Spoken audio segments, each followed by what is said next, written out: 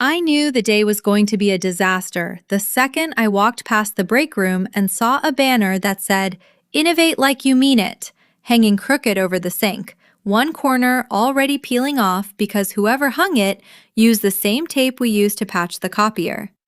That's Ashcroft Meridian Group for you. We're a 102-year-old company that used to forge steel couplings for the Union Pacific and now, somehow, sells predictive logistics software to trucking fleets. And every single day, I watch grown adults with MBAs try to convince themselves that a laminated banner is a strategy. Before I get into how a $40 pocket watch ended up toppling an entire corporate dynasty in one afternoon, do me a favor. Hit subscribe. Leave a comment telling me the worst thing a Nepo baby has ever said to you at work. Because trust me, by the end of this, you're going to want to compare notes. I'll wait. Okay, moving on. Also, quick disclaimer before we go any further because someone always asks. Yes, some names and identifying details in this story have been changed because I'd rather not get a strongly worded letter from a law firm that bills in 15-minute increments. The important parts, the watch, the man who wore it, and every single thing that spoiled brat said to my face in a break room over a stack of invoices, those parts are exactly as they happened. I promise you that.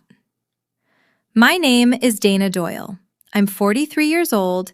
I drive a 2011 Subaru Outback with 210,000 miles on it, and my job title is Systems Integrity Lead, which is corporate for the woman who finds out where the bodies are buried because she's the one who has to dig them up in the first place. I don't write code anymore. Not really. What I do is worse. I sit in the seam between departments. Between the sales team that promises clients things our software doesn't do yet, and the engineering team that has to build those things in 6 weeks instead of 6 months, and the finance team that has to figure out why the budget doesn't match what anybody actually spent. I am, in every meaningful sense, the human equivalent of a fuse box. When something shorts out, they come find me, and I flip the switch back, and nobody says thank you, and I go back to my cubicle and eat a sad turkey sandwich and wait for the next fire. I've worked at Ashcroft Meridian for 11 years. It used to be a decent place, back when old man Raymond Ashcroft ran it, before he retired to Sarasota and handed the keys to his son Walter, a man who I am fairly certain has never read a full page of anything that wasn't a menu. Walter Ashcroft is our CEO. He's 61, he has the complexion of a ham left out in July, and his primary executive function is nodding very seriously in meetings while thinking about golf. I don't say that to be cruel, I say it because it's load-bearing information for what happens later. The one bright spot in my particular corner of the building is a woman named Priya Chandrasekaran, who runs back-end infrastructure 2 cubicles down and has been my closest thing to a work friend for about 6 years, ever since we bonded over a 3 a.m. server migration that neither of us was supposed to be handling alone. Priya is the kind of engineer who talks to servers the way other people talk to houseplants, quietly, patiently, with real affection. And she has exactly one volume setting for corporate nonsense, which is a flat, deadpan disbelief that somehow makes everything funnier than it has any right to be. She keeps a running tally in a shared document only the two of us can see of what she calls Brinisms, actual quotes, dated and time-stamped, that she pulls out during our lunch breaks like a woman reading tarot cards. Can we make the server room smell more like a candle? Is still, to this day, the top entry. Priya is the only person at Ashcroft Meridian who knows the full shape of what my dad left behind, mostly because I told her about the watch years before any of this happened, back when it was just a story about a man who wouldn't talk about his old job, not a legal instrument worth 51% of a company. She used to joke that my dad sounded like he was hiding something. I used to laugh and tell her he was just old-fashioned. We were both, it turned out, more right than either of us knew. A normal day at Ashcroft Meridian, before any of this started, looked something like this. I'd get in around 7:40, before most of the floor woke up, because the parking garage empties out fastest in that window, and because I like having 20 quiet minutes with my coffee before the phones start ringing. I'd check the overnight logs, because our routing servers run client jobs on the West Coast until well past midnight Central. And if something broke at 2 in the morning, I wanted to know about it before some account manager found out from an angry client email instead. By 8:30, the floor would start filling in, and by 9, there'd usually be some small fire already smoldering somewhere. A vendor invoice that didn't match a purchase order, a client dashboard throwing an error nobody upstream wanted to own, a sales rep who'd promised a feature we hadn't built yet to close the deal a quarter early. I'd spend the day putting those fires out one at a time, quietly, without ceremony, the same way you'd walk a factory floor checking pressure gauges, and by 6 most nights, I'd drive home in a car that smelled faintly of burnt coffee, feeling the specific, unglamorous satisfaction of a system that day at least, hadn't fallen over. It wasn't an exciting life, and I want to be honest that I never expected it to become one. I liked it. There is a real, physical pleasure in fixing something that was broken and watching it hold, even if nobody claps for you when it does. Even if the only acknowledgement you ever get is that nothing catches fire the next day either. My father used to say that the best mechanics are invisible. You only notice them when something's gone wrong. And if you're doing the job right, most people go their whole lives never thinking about you at all. I understood that sentence better at Ashcroft Meridian than I ever had anywhere else. Bryn didn't apply for her job, if you can even call what happened an application process. I found this out later, piecing it together from HR files I technically wasn't supposed to have access to yet at the time. Back when I was still just quietly documenting things out of habit rather than strategy. There was no posting, there was no interview loop, no reference check, none of the 6 weeks of hoops I jumped through 11 years earlier just to get hired as a junior systems analyst. Walter created the Director of Brand Experience and Culture Alignment title from scratch, the same week Bryn's mother called him, according to an email I later found, forwarded from Regina's old inbox with the subject line, "Per our conversation," to let him know that Bryn had, in Diane's words, had a rough go of things since the internship fell through, and could really use a soft landing somewhere family could keep an eye on her. The internship in question, it turned out, had been at an actual advertising agency downtown, and it had ended after 11 weeks, not because Bryn was let go for cause exactly, but because, and I'm quoting the exit note nearly word for word from a reference check Walter never bothered to actually run, she had, on 3 separate occasions, expensed personal spa visits to a client account and blamed the error on a confusing app interface. Nobody at Ashcroft Meridian ever saw that note. Walter didn't want to see it. He wanted a soft landing for his sister's daughter, and soft landings, in my experience, are almost always paid for by whoever's standing underneath when the landing gear finally gives out. For the first month or so after she started, Bryn mostly kept to the marketing floor, and I mostly ignored her, in the way you ignore weather you assume is going to pass. It didn't pass. It got worse in small increments, the way water damage does. A comment here about my vintage office aesthetic, a suggestion there that the whole floor could use more energy, until eventually it calcified into the daily routine you've already heard about. The heels on the linoleum, the lattes, the running commentary on a life she'd decided, without ever once asking me a single real question about it, was small and sad and worth mocking out loud in front of an audience.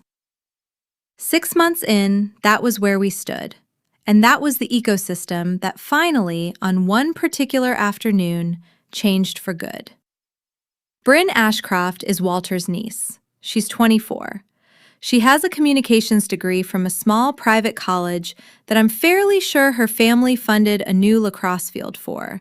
And her job title, I want you to sit with this, is Director of Brand Experience and Culture Alignment. Nobody, including Bryn, can tell you what that means. What it means in practice is that she walks the floor holding a $12 oat milk latte, wearing heels that sound like small arms fire on the tile, making suggestions that generally involve changing the font on a quarterly report I spent 3 weeks bleeding over. She is a human glitter bomb, shiny, invasive, and a genuine hazard to clean up after, because glitter, if you didn't know, never actually goes away. It just gets into everything you own for the rest of your life. That's Bryn. That's been Bryn for 6 months. I was at my desk, which I have strategically positioned behind a load-bearing pillar so I never have to make eye contact with the marketing pod, when I heard the heels coming. You always hear Bryn before you see her. It's like tactical gunfire on linoleum. "Dana," she chirped, which was not a greeting, it was a summons, the way a dog whistle is a summons. She leaned on the edge of my cubicle wall, smelling like a candle store, and looked at my monitor with the polite disgust of someone examining roadkill. "Quick question. Why is the fleet efficiency dashboard so gray? It's giving like deeply not vibes." I slowly turned my chair. My knees popped. I'm 43, and my patience is older than that. "It's a dashboard, Bryn," I said. "It's supposed to be neutral. Numbers aren't supposed to have a personality. That's the whole point of numbers." "But it's just not giving success, you know? I was thinking we do a sunset gradient. Uncle Walter loves a sunset gradient." Uncle Walter, the CEO. The man who thinks quarterly strategy planning is something you can do from a golf cart, which, to be fair, he has tried. "Bryn," I said, and my voice dropped into the register I reserve, for explaining why you cannot put a fork in a toaster. If I put a sunset gradient on a fleet efficiency report, the board isn't going to think it's pretty. They're going to think we're hiding a decline in on-time delivery behind a "Live, Laugh, Love" poster. Leave the formatting alone. She rolled her eyes, a practiced, elastic motion, the kind of eye roll that takes years of sorority house mirror time to perfect, and pushed off my desk, and in doing so, knocked over the stack of vendor invoices I had just spent 45 minutes reconciling into a very fragile, very specific order. She didn't apologize. She didn't even glance down. She just clacked away, already texting someone with a phone case bigger than her actual face. I looked at the invoices scattered across the industrial carpet like a crime scene, and I thought, not for the first time, this is the whole job. I build the house, brick by brick, in silence, and they come through spray painting the walls and calling it a renovation. Most people at that point would go to HR. I don't go to HR. HR at a family-run company is a suggestion box connected directly to a paper shredder, and everybody who's worked here longer than a year knows it. You don't fight the niece, you survive the niece. You keep your head down, you fix the leaks, and you wait for the rust to finish the job the union never could. I picked the invoices up one by one in order the way my father taught me to pick up anything that had fallen apart, slowly and paying attention, because you learn more about how a thing broke by rebuilding it than you ever do by yelling about it. My dad, Thomas Doyle, Tommy to everyone who knew him, and everyone knew him, was a millwright. Not a corporate millwright with a certification binder, a real one. Grease under the nails, a pack of unfiltered Pall Malls rolled into his sleeve, the kind of man who fixed the machines that made the machines. He didn't hug, he fixed things. If my bike chain snapped when I was 9, he didn't buy me a new bike. He handed me a chain tool and told me to figure out the master link myself, and stood there with his arms crossed and his cigarette burning down while I cried and cursed and eventually did it. He used to say the machine doesn't care whose kid you are. If you don't maintain the pressure, the boiler goes, and it doesn't matter if the owner's standing right next to it when it does. Physics is the only fair judge in the building. Ashcroft Meridian, in the summer I'm telling you about, was a boiler with the safety valve rusted shut, and everybody who worked there past the 6th floor knew it, and nobody said a word, because Walter Ashcroft signed the checks and Bryn Ashcroft was his blood. That afternoon, we had a meeting scheduled with a prospective investor. Not just any investor, a man named Julian Vance, a name that made the entire building vibrate with a very specific, very expensive kind of panic. Vance was rumored to be evaluating a controlling stake in the company, which meant the difference between us making payroll comfortably for the next decade or Walter finally having to explain where a rather large chunk of last year's operating budget had gone. The office had that pre-storm electricity you only get before money walks in the door. Marketing was inflating balloons, actual balloons for a 68-year-old venture capitalist, and half the sales floor was practicing handshakes in the bathroom mirror like it was prom. Someone had ordered a charcuterie board the size of a card table, delivered at 11 in the morning, which by 2 o'clock had gone soft and sweaty under the fluorescent lights, and which nobody was brave enough to actually eat in front of a billionaire. Facilities had been asked, apparently with a straight face, whether we could temporarily improve the lighting temperature in the conference room, which resulted in someone from the building's management company standing on a stepladder for 45 minutes trying to explain that fluorescent color temperature is not, in fact, a setting you can adjust on demand for a meeting. Priya texted me a photo of the balloon situation with the caption, "We look like a Chuck E. Cheese that got audited," which I had to actively suppress laughing at while on a call with a client in Ohio who was threatening to churn over a missed delivery window. I told her to focus on her own floor, and she sent back a single photo of her monitor, which was, in fact, entirely focused on an actual server load graph, unlike roughly 90% of the rest of the building that day. I just opened my spreadsheets. I had actual numbers to clean because somebody was going to have to know what was true when the question started, and I already had a bad feeling it wasn't going to be Walter. Around 2, I went to refill my coffee, which at Ashcroft Meridian tastes like a tire fire dipped in disappointment. But it's free, and it's hot, and some days that's the whole job description of a good decision. I was standing at the microwave watching someone's forgotten leftovers rotate. There is always exactly one person in every office microwaving fish, and it is never, ever an accident. When Bryn walked in with her 2 junior associate shadows, girls she'd recruited off the actual org chart to laugh at her jokes for a living. She saw me. She smirked, toxic and sugary at once. "Dana," she said, projecting for the room, "I was just telling the girls about your whole vibe. It's so retro, like gave up on my dreams sometime around 2009 chic." Her minions giggled. I poured my coffee. I did not turn around. "You need something, Bryn? Or are you just narrating my life for an audience?" "I just think it's cute," she said, stepping closer. "How you just exist here. Like furniture." I turned then, mug in hand, and the fluorescent light caught something on my wrist as I moved. A battered old brass pocket watch on a leather fob, clipped to my belt loop because the chain broke years ago and I never bothered fixing it properly. Just looped it through and let it hang. Bryn's eyes snapped to it immediately, the way a magpie's eyes snap to anything that glints.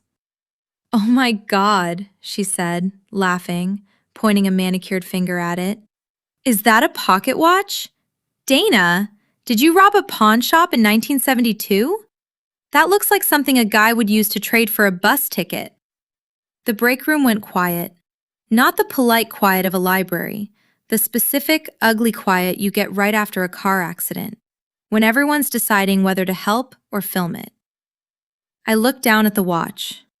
It was heavy for its size, brass gone dark with age at the edges, the case engraved with a pattern of interlocking gears worn nearly smooth by 50 years of a thumb rubbing over it in thought.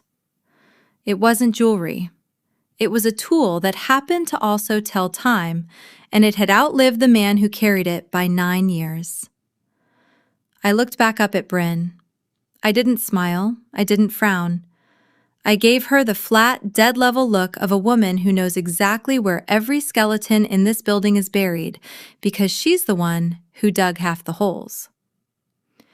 "It has sentimental value," I said. My voice came out like gravel over a driveway. "Sentimental?" Bryn scoffed, delighted with herself. "Please, it's scrap metal.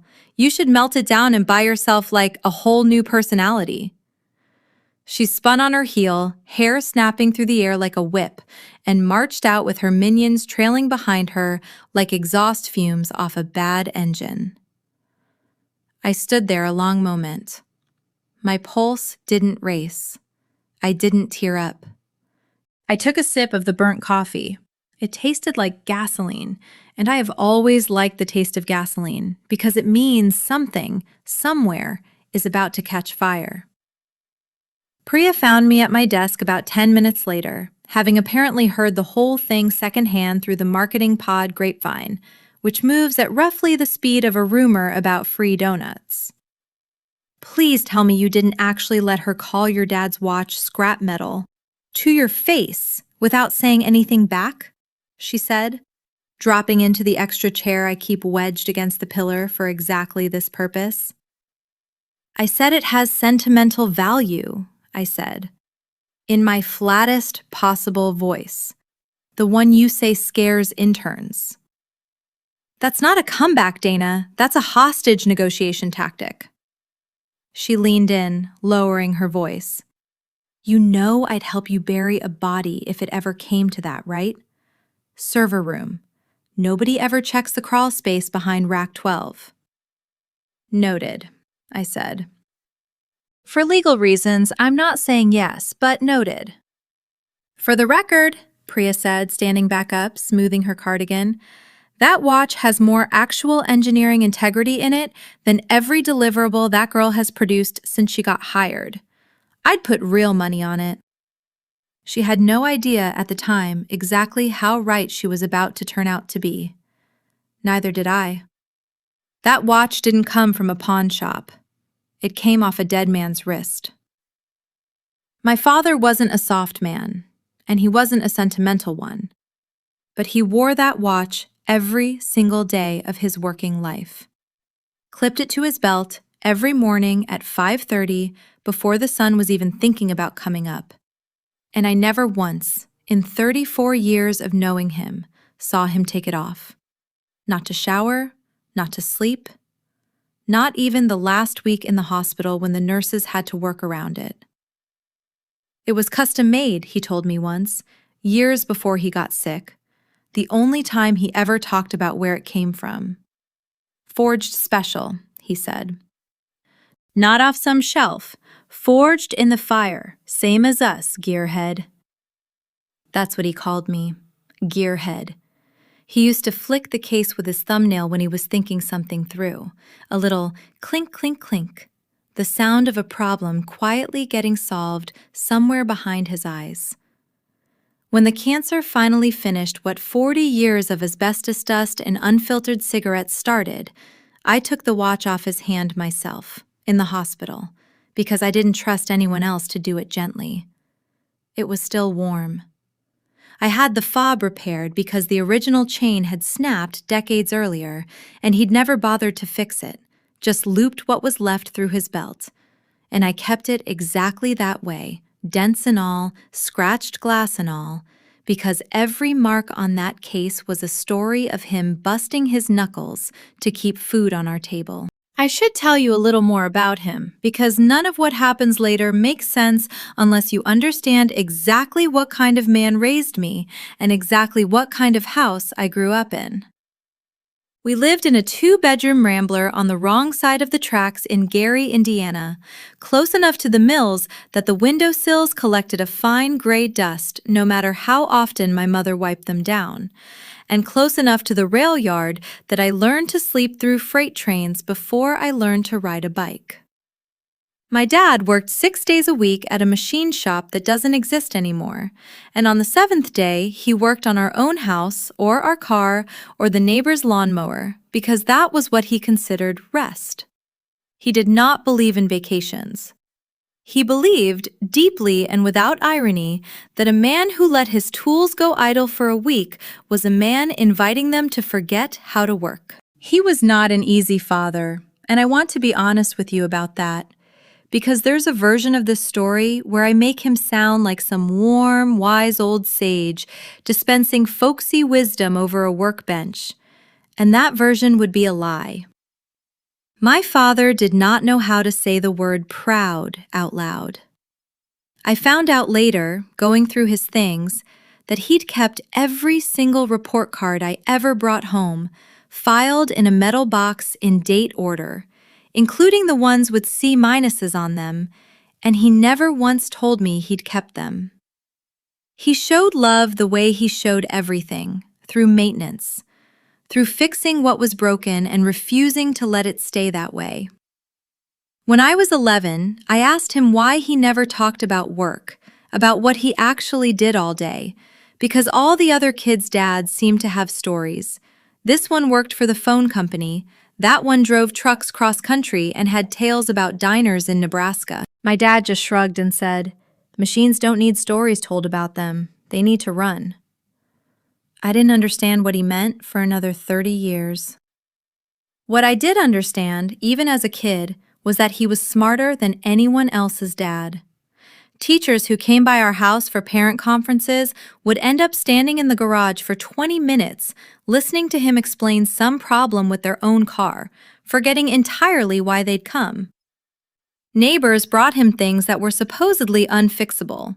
A dryer motor, a lawn tractor engine 3 mechanics had already given up on, and he'd sit with it in the garage under a single hanging bulb until it worked again, never charging more than the cost of parts. Sometimes not even that. He kept a leather-bound notebook of his own, the same kind I carry now, though I didn't consciously copy him. I just always assumed that was what a notebook was supposed to look like. His was full of diagrams, gear ratios, torque calculations, little sketches of mechanisms that, at the time, I assumed were just doodles a tired man made to relax. I know now they weren't doodles at all. I know now that some of those exact sketches, simplified and modernized, are still quietly running underneath the routing logic of a multinational logistics platform, and that nobody at that company, until the day I sat in that boardroom, had any idea where the idea actually came from. The watch showed up when I was around 7. I remember the day clearly because it was the only time I ever saw my father genuinely excited about an object. He came home from what he told my mother was a meeting downtown, which, looking back, must have been the day the founding trust was drawn up, wearing a suit I had never seen before and never saw again. And he had the watch clipped to his belt loop even then, brand new, the brass still bright and unscratched. My mother asked him where it came from. He said, "A friend made it for me. Custom job." She asked, "What kind of friend makes a custom pocket watch?" He said, "The expensive kind," and wouldn't say another word about it, and went and changed out of the suit and back into his work clothes before dinner, like the suit itself embarrassed him. He scratched that watch up on purpose, I think, though he never said so outright. Within a month, it had a ding on the case from where he dropped it in the driveway on purpose, catching it against the concrete instead of letting it fall soft into the grass. I asked him once why he didn't take better care of something so nice. He looked at it for a second and said, "Nice things that are afraid of getting scratched aren't tools, gearhead. They're just decorations pretending to be useful." Then he flicked it with his thumbnail, clink, and went back to whatever he was rebuilding that weekend. He died 9 years ago this coming winter. Stage 4. The kind of cancer that doesn't ask permission and doesn't leave room for negotiation. The kind that took a man who could rebuild a transmission blindfolded and turned him, in 11 weeks, into someone who needed help sitting up in a hospital bed. He never complained about the pain out loud, not once, not even at the very end, though I could tell from the way his jaw worked that it was bad. What he complained about, genuinely, repeatedly, with real irritation, was that the nurses kept trying to remove his watch to check his pulse the easy way, on the wrist, instead of working around the fob clipped to what was left of his belt. The last thing he ever said to me, 3 days before he went, wasn't sentimental, wasn't a grand goodbye speech out of a movie. He was mostly asleep, drifting in and out on the medication, and at one point his eyes opened and found mine and he said, very clearly, "Check the tension on that gearhead, don't let it run loose." Then he closed his eyes again. I spent a long time afterward trying to figure out if he meant the watch or me or something else entirely that I was never going to fully understand. And eventually, I decided it didn't matter, because either way, I'd spent the last 9 years doing exactly what he told me to. I did not let it run loose. I remember one Saturday in particular, the summer I turned 13, more clearly than I remember whole years of my adult life, and I think about it more often than I'd probably admit to anyone but you. It was hot, the kind of flat Indiana heat that makes the asphalt shimmer. And my dad had the garage door up and a box fan running that did nothing except move the hot air around in slightly different directions. He was rebuilding the carburetor off a neighbor's riding mower, laid out in careful, numbered order across a shop rag on the workbench, and I was supposed to be handing him tools, though mostly what I was actually doing was standing there, sweating and bored and 13, which is its own kind of full-time job. "Hand me the 7/16", he said, not looking up. And I handed him the wrong one, because at 13, I still couldn't reliably tell a 7/16 from a half-inch by eye. And he took it without comment, without a sigh, without any of the small performances of frustration I'd have expected from literally any other adult in my life at that point, and just held it up next to the one he actually needed. "Look," he said. "See the difference in the jaw width? Look at it, don't guess at it. Guessing's how you round off a bolt head at the worst possible time." I looked. I handed him the right one. He went back to work. "Dad," I said after a while, watching him thread something small and delicate back into place with hands that looked too big and too rough to be doing something that precise. "Do you ever wish you did something else? Like a different job, a bigger one?" He didn't answer right away. He kept working, and I thought maybe he hadn't heard me, which happens sometimes when he was deep inside a problem. Then he said, without looking up, "I had a chance at a bigger job once, turned it down." "Why?"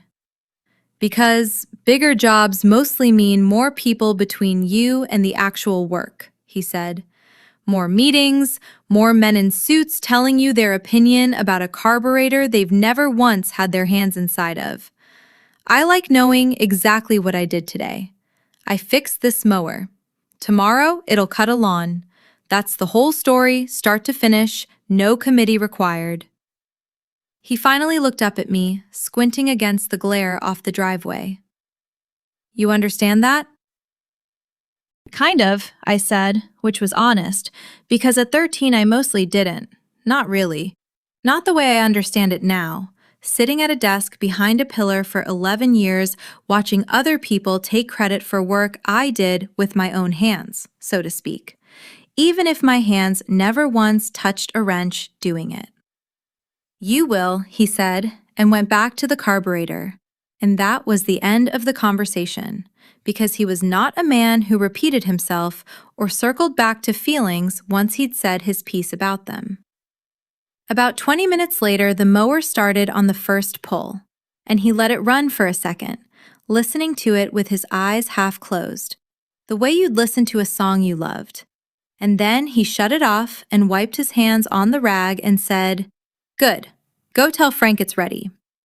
And that, as far as my father was concerned, was a completely full and satisfying afternoon. I think about that carburetor a lot more than I ever expected to, sitting now in a corner office with a view I never asked for, looking at a company full of people who spent years managing the appearance of work instead of the actual thing. My father never once in his whole life cared what a job looked like from the outside. He cared whether it ran when you pulled the cord. I didn't understand, at 13, standing in that garage sweating through my shirt, that he was teaching me the only management philosophy I would ever actually need. I understand it now. I understand it every single morning I walk that office floor. Bryn calling it scrap metal didn't hurt my feelings. It insulted my religion, and my religion is competence. I went back to my desk and sat in the silence of my own rage, which is not a hot, screaming kind of rage. It has never been. It is cold, and it is methodical, and it assesses structural weakness the way you'd assess a bridge before you decide which support beam to pull first. Bryn was rust, and you don't paint over rust, you grind it out, all the way down to clean metal, or it eats the whole structure alive from the inside while everybody's too busy admiring the paint job to notice. The afternoon wore on, and the office energy shifted from panic into full hysteria. Julian Vance was coming. If you don't know the name, and honestly, before that day, I mostly didn't either, Julian Vance is the kind of investor who buys distressed companies and either resurrects them or parts them out for scrap. And he does it in a suit that costs more than my mortgage while looking supremely bored the entire time. He was here to evaluate whether Ashcroft Meridian was worth saving, because Walter had quietly, desperately needed an infusion of outside capital ever since, and I only learned this later, he'd funneled a truly staggering amount of Q2's operating budget into a cryptocurrency scheme pitched to him by a man he plays golf with, a man whose primary qualification appeared to be owning a very nice putter. At 3, the summons came. All senior staff to the executive conference room. I am not technically senior staff in terms of my title or my salary, which tells you everything you need to know about how titles and salaries actually work in a place like this. But I'm the only person who can project the real financial model without the server crashing mid-slide. So I was required, in the same way you require a fire extinguisher, nobody thinks about it until the room's on fire, and then suddenly you're the most important person alive. I grabbed my laptop and my battered leather notebook, not a tablet, a real notebook, the kind you can drop off a truck and it still works, and walked into the conference room, which had been polished within an inch of its life, the mahogany table gleaming so hard it reflected the low-grade panic on every face around it. Walter sat at the head of the table, sweating visibly through a shirt that had clearly been ironed by someone other than him that morning. Next to him sat Bryn, wearing what I can only describe as a power suit constructed entirely out of aluminum foil and false confidence, arranging a stack of color-coded binders I happen to know contained approximately 0 pages of actual data, because I'd watched the print job come through my shared queue that morning, and it was mostly stock photography of handshakes. "Dana," Walter barked when I walked in. "Did you fix the projector? Bryn says the HDMI cable's giving off bad energy." Cables don't have energy, Walter, I said, plugging it in. They have pins. It's fixed. Great, great. Sit in the back. Don't speak unless you're asked to. We need Mr. Vance to feel a youthful, dynamic energy in this room. Synergy, disruption. I sat in the corner, in the shadows, exactly where I like it, and opened my laptop, pulling up the real numbers just in case the youthful, dynamic energy decided to drive the entire presentation off a cliff, which, given the last 6 months of my professional life, felt like a when and not an if. At 3:15 exactly, the doors opened and the temperature in the room seemed to drop about 10 degrees. Julian Vance walked in. He wasn't what I expected. I'd pictured a hoodie-wearing tech evangelist or a dusty old banker in a bow tie. He was neither. He looked, honestly, like a retired hitman who traded the trench coat for Italian tailoring, tall, sharp-featured, silver hair cropped with the precision of a man who does not tolerate wasted motion in any part of his life, wearing a suit that probably cost more than my house, worn as casually as most people wear a t-shirt. He didn't smile. He didn't shake a single hand. He walked straight to the empty chair across from Walter, sat, and set a single, slim folder on the table in front of him. His eyes moved across the room like a searchlight, over Walter's sweating collar, over the marketing team's balloons bobbing sadly against the ceiling, over Bryn's shiny, useless binders. Then, for just a second, they landed on me, sitting in my corner.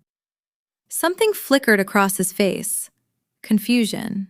Or recognition. I genuinely couldn't tell which. And then it was gone.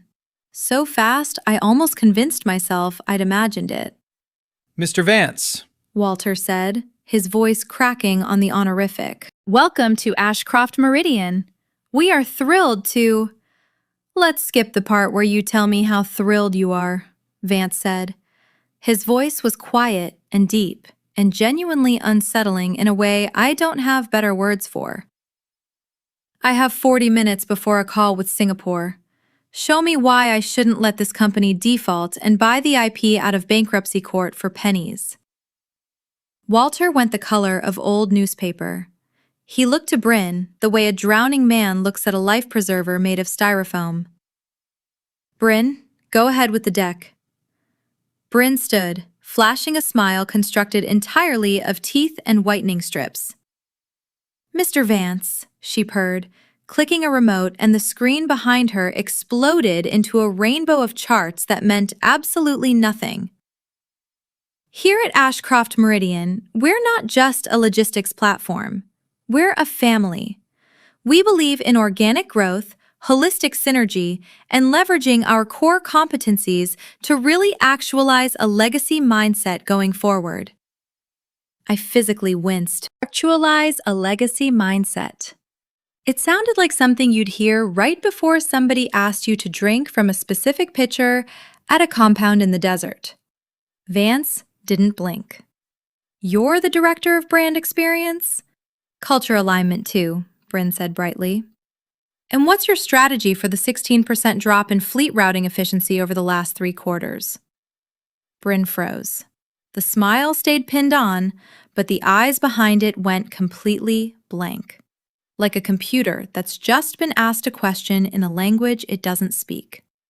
She hadn't prepared for numbers. She'd prepared for vibes.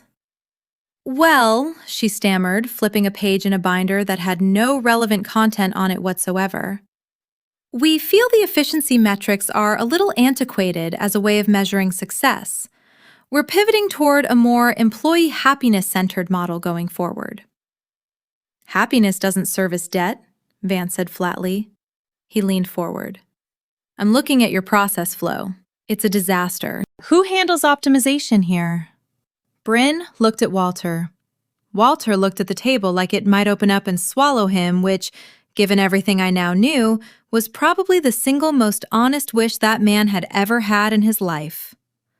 I do, I said from the corner. Vance's head snapped toward me. The whole room went silent in that specific, awful way rooms go silent when someone junior has just spoken out of turn in front of money. Bryn shot me a look that could have curdled milk from across the room. "You are?" Vance asked. "Dana Doyle, Systems Integrity Lead." I didn't stand up. "And the efficiency drop isn't a happiness problem, it's a vendor problem. 6 months ago, we switched freight routing partners to a company owned by Walter's brother-in-law, and lead times went up 22% as a direct result. I have the contract comparison if you want it." Walter made a small choking sound. Bryn's mouth fell open. Vance stared at me for a long moment, and then something shifted in his face. A slow, shark-like interest replacing the boredom that had been sitting there since he walked in. "Come here, Miss Doyle," he said. "I want to see your data." I got up and walked to the table. I set my laptop down and leaned in to point at the screen, and in doing so, I put my hand flat on the mahogany, the hand with the watch fob looped around my wrist, brass catching the overhead light. I want you to understand exactly what that second looked like, because I've replayed it in my head more times than I can count since. The conference room had gone stale with the particular smell of burnt coffee and 40 minutes of collective flop sweat. The projector fan was still whirring behind us, throwing a faint blue rectangle of light across the mahogany. Somewhere down the hall, a phone was ringing and nobody was answering it. And in the middle of all that ordinary, unremarkable Tuesday afternoon noise, a 68-year-old man who had, 10 minutes earlier, been threatening to let the entire company go bankrupt out of pure boredom, went completely, utterly still. The way you go still when you see a ghost standing exactly where you left it decades earlier. Vance's eyes went from the screen to my hand and stopped there completely. He stopped breathing. I'm not exaggerating. I watched it happen. The silence in the room changed texture. It went from the awkward quiet of an embarrassing meeting to something heavier, something with weight to it, like the pressure drop before a storm. He reached out, his hand hovering just above mine without touching it, staring at the scratched brass watch like it was a ghost. "Where did you get that?" he said, and the menace was completely gone from his voice, replaced by something that sounded unmistakably like shock. Bryn laughed, a thin, nervous, jagged little sound. "Oh, ignore that, Mr. Vance. It's just some junk she found at a—" "Quiet," Vance said, without even looking at her.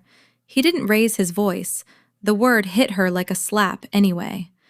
He looked back up at me, eyes sharp and locked in. "I asked you a question. Where did you get that watch?" I looked him dead in the eye. I didn't know why he cared, but I've never once in my life been able to make myself lie about my father. "It was my dad's," I said. "Thomas Doyle." Vance sat back so hard the chair creaked. He looked like he'd been hit in the sternum with a wrench. He looked from me to the watch to Walter, whose face had gone from ham pink to a color closer to wet concrete. "Tommy Doyle," Vance repeated, and let out a long breath through his nose. "Well, that explains the competence." He looked at me again, and there was something almost like pity in it. "You have no idea, do you?" "No idea about what?" "If you're Tommy Doyle's daughter," he said, and now his voice carried clean and flat through the entire silent room, "and you're carrying that watch, then you're not the systems integrity lead." He let it hang there a second. "You're the majority heir to this entire company." The silence that followed was the specific kind of silence you get after an explosion, right before the screaming starts. Walter looked like he was having an actual medical event. Bryn looked like someone had just told her the airport had lost her only piece of luggage forever. Her eyes darted from me to Vance, trying to process the sentence, but the processor was clearly offline. "Excuse me?" Bryn squeaked, finding air from somewhere. She's IT. She fixes the printer. Vance ignored her entirely. He stood, buttoning his jacket. This meeting is over. Everyone out, except Miss Doyle. Now see here, Walter sputtered, grabbing at some last scrap of authority. You can't dismiss my own board in my own building. Tommy Doyle was a millwright, a grease monkey. He fixed the presses in the 80s. Tommy Doyle, Vance said, turning on him slowly, was the silent partner who designed the automated tension control system this entire company's manufacturing arm was built on before it ever touched software, and then reverse-engineered half your current routing logic off the same principles. You built the shell, Walter. Tommy built the engine. And you know exactly what the founding charter says about that. Walter sagged into his chair. Whatever had been holding him upright drained out of him all at once, and he looked small and old and caught. Out, Vance said again. They scrambled. Bryn shot me a look of concentrated venom on her way past, clutching her useless binders to her chest, but she left. The door clicked shut, and it was just me and the billionaire and the low electric hum of the projector cooling down. I didn't sit. I crossed my arms. Okay, cut the theater. Is this a prank? Am I being filmed for something? Vance walked to the window, looking out over the gray sprawl of the city, and pulled a slim silver cigarette case from his jacket pocket. Do you mind? I smoke Marlboros in my car on lunch, I said. I think I can survive secondhand vapor. He gave a dry laugh, rusty, like it didn't get much use. Tommy smoked Reds. Filthy habit. I told him it would kill him. It did, I said flatly. Vance turned back to face me, and something in his expression genuinely softened. I'm sorry. He was a singular man. We started this company together 40 years ago out of a machine shop in Gary, Indiana.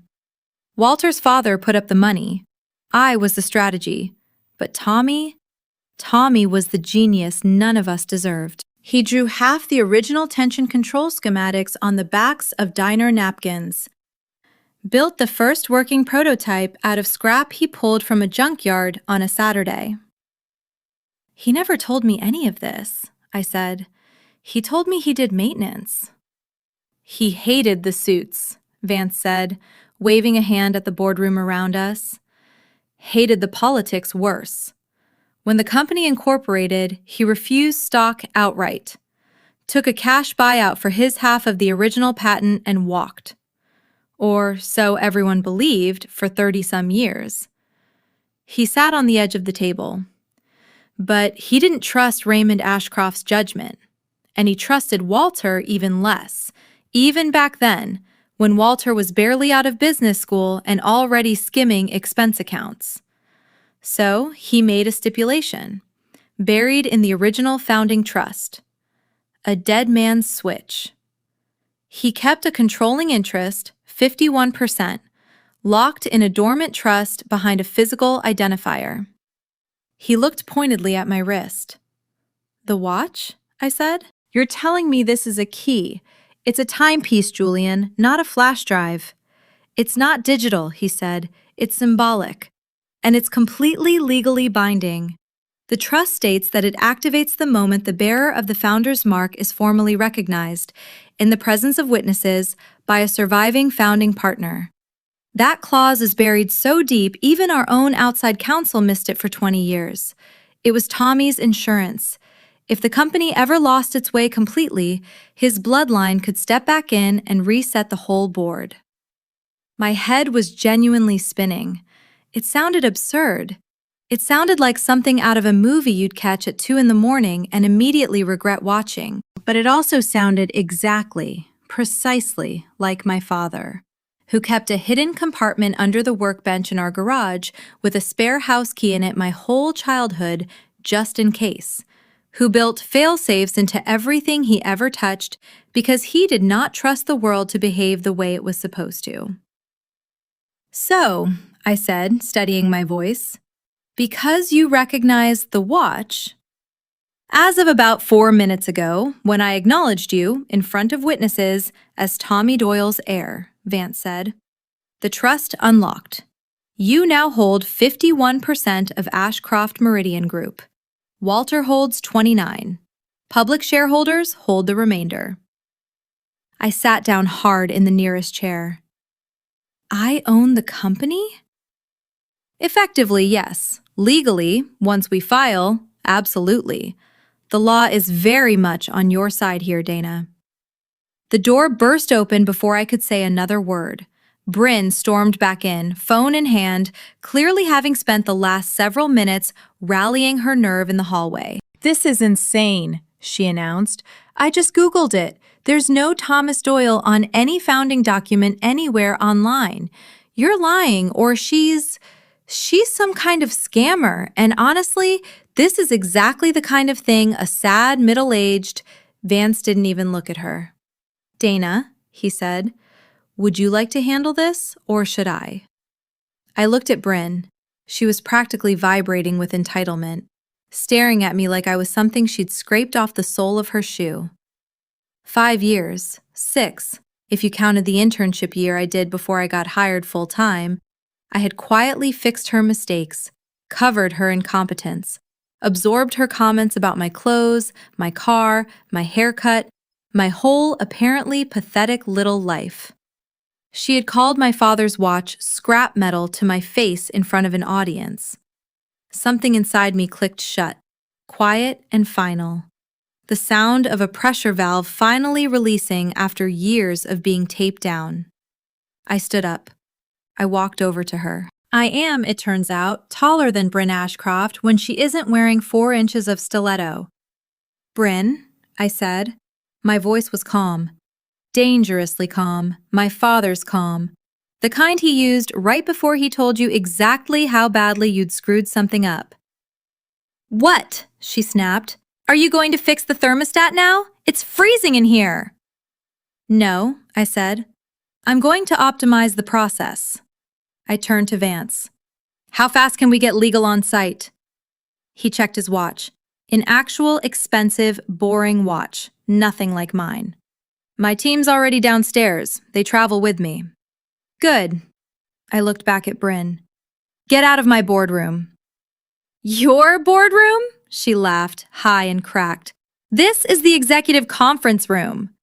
Exactly, I said. And I'm the chairwoman now. Take your binders with you. Bryn stared at me, mouth open, and looked to Vance for some kind of rescue that clearly wasn't coming, because he was watching the whole thing with quiet, delighted interest, arms folded. You heard her, he said. Bryn actually stomped her foot, an honest, literal toddler stomp, and stormed out. I looked at Vance. I need a cigarette. So do I, he said. We didn't smoke inside. We went up to the roof. The roof of the Ashcroft Meridian building is a gravel-covered wasteland of HVAC units and pigeon mess, and it is, without question, my favorite place in the entire building, because I know every unit up there by serial number. I know which condenser rattles when the wind hits from the northwest, and I know exactly how many minutes of peace you can steal up there before somebody notices you're gone. It felt fitting, in a way I couldn't yet fully explain to myself, that I became, whatever it was I'd just become, standing next to a rusting cooling tower with a Marlboro shaking slightly between my fingers. There's something else, Julian said before we headed back down, still looking out over the skyline instead of at me, which I would come to learn was how he delivered anything that actually mattered to him. Something you should hear from me before you hear it from anyone else in that building. Because there are people in there who would use it against you if they got the chance. Go on. Raymond Ashcroft, Walter's father, knew about the trust, he said. He signed off on it himself, back in 1985. He wasn't happy about it. He argued with Tommy for the better part of a year, tried to talk him into taking a straight buyout with no strings, no dormant clause, nothing hanging over the company's head decades down the line. Tommy wouldn't budge. He told Raymond, more or less word for word, that he'd trust the company to Raymond's judgment for exactly as long as Raymond stayed sharp, and not 1 day longer. And that if the day ever came when the wrong person ended up steering it into a wall, he wanted a way to put the wheel back in the right hands without anybody having to ask permission first. Did Raymond think that day would come? I think, Julian said carefully, Raymond suspected his son wasn't cut from the same cloth he was, and I think it broke his heart a little to admit that out loud, even to himself, let alone to a business partner. He never told Walter about the clause, not once, not even near the end. I asked him about it myself, years later, over dinner, not long before he passed. I said, "Doesn't Walter deserve to know what's hanging over him?" And Raymond said, and I've never forgotten this, he said, "If I tell him, he'll spend the rest of his life running scared of a ghost instead of running the company. Better he never knows the gun exists until somebody actually has to pull the trigger." I turned that over for a long moment, the cold roof wind pulling at my hair. That's a hell of a thing to leave your own son standing under for 30 years without telling him. It is, Julian agreed. I won't pretend I think it was entirely fair to Walter, whatever else Walter's done to earn what's coming to him now. But your father and Raymond were both, in their own very different ways, men who believed the work had to be able to defend itself, without sentiment attached, without anybody getting a pass just because of who they happened to be born to. I think, in the end, they were more alike than either of them would have admitted over a beer. And you? I asked. Where do you fit into all of this? Why does a billionaire venture capitalist care this much about honoring a dead millwright's 40-year-old handshake deal? Julian was quiet long enough that I thought he might not answer at all. Then he said, "Because your father is the only reason I have any money worth talking about in the first place. The tension control patent Tommy designed on diner napkins didn't just save this company back in the 80s, Dana. I licensed a variation of it out to 4 other industries over the following decade, quietly, under Raymond's blessing, and split the proceeds with your father every single time, in cash, off the books, because he refused point blank to ever take stock or a formal royalty agreement. He said a signature on a royalty contract would make him feel like an employee of his own invention. I have been trying, in one form or another, for the better part of 40 years to find a way to actually repay that man properly, and he never once let me. This is, as far as I'm concerned, the first time I've ever been allowed to." I didn't know what to say to that in the moment, so instead, a few days later, once the initial chaos of the takeover had settled into something closer to a routine, I brought Julian my father's old leather notebook, the one I'd found in a metal box in the garage after he died, the one full of sketches I'd always assumed were doodles, and asked him, point blank, whether any of it meant anything to him. We sat in my cubicle after hours, going through it page by page under the desk lamp, and I watched a 68-year-old billionaire go quiet and reverent in a way I hadn't seen from him even in the courtroom or the boardroom. "This," he said, tapping a diagram on page 11, a cramped little sketch of interlocking gears with numbers scrawled around the margins in my father's tight, impatient handwriting, "This is an early draft of the tension regulator, before he simplified it down for production. Look, see this notation here, the ratio he crossed out? He tried 3 different configurations before he landed on the one we actually built. I always assumed he'd gotten it right the first time. He never once told me he'd struggled with any of it." He didn't like admitting he'd struggled with things, I said, ever, about anything. Julian turned another page, and another, and somewhere around the middle of the notebook, he went very still, staring at a sketch that, to my untrained eye, looked almost identical to a dozen others before it. "Dana," he said slowly, "do you know what this is?" A gear, I said. Another gear. It's a housing design, he said, for a compact tension sensor, miniaturized, dated. He squinted at the corner of the page where my father had scrawled a date in the same cramped hand. 1991. This is nearly identical, conceptually, to a sensor architecture a competitor of ours patented and licensed for considerable money in 2003. 12 years after your father sketched the same basic principle on a page in a spiral notebook he kept in a shoebox in his garage. He looked up at me. Your father wasn't just ahead of Raymond and me, Dana. He was ahead of the entire industry. More than once. And he never told a single soul. And he never filed a single patent on any of it after that first one. Because he genuinely did not care whether the world knew his name attached to any of it. He just liked solving the problem. I sat with that for a long time after Julian left that night, alone at my desk with the notebook open in front of me, running my thumb over pages of a genius my father had never once let anyone see the full shape of. Not even me, not even close. And I understood. In a way I hadn't fully let myself understand before that moment, exactly how much of himself he'd buried right alongside his ambition. On purpose, for reasons that were entirely his own and that I would never get to ask him about directly. I photographed every page before I put it away. I still haven't decided what, if anything, to do with the rest of what's in there. Some inheritances, I've come to think, aren't meant to be spent all at once.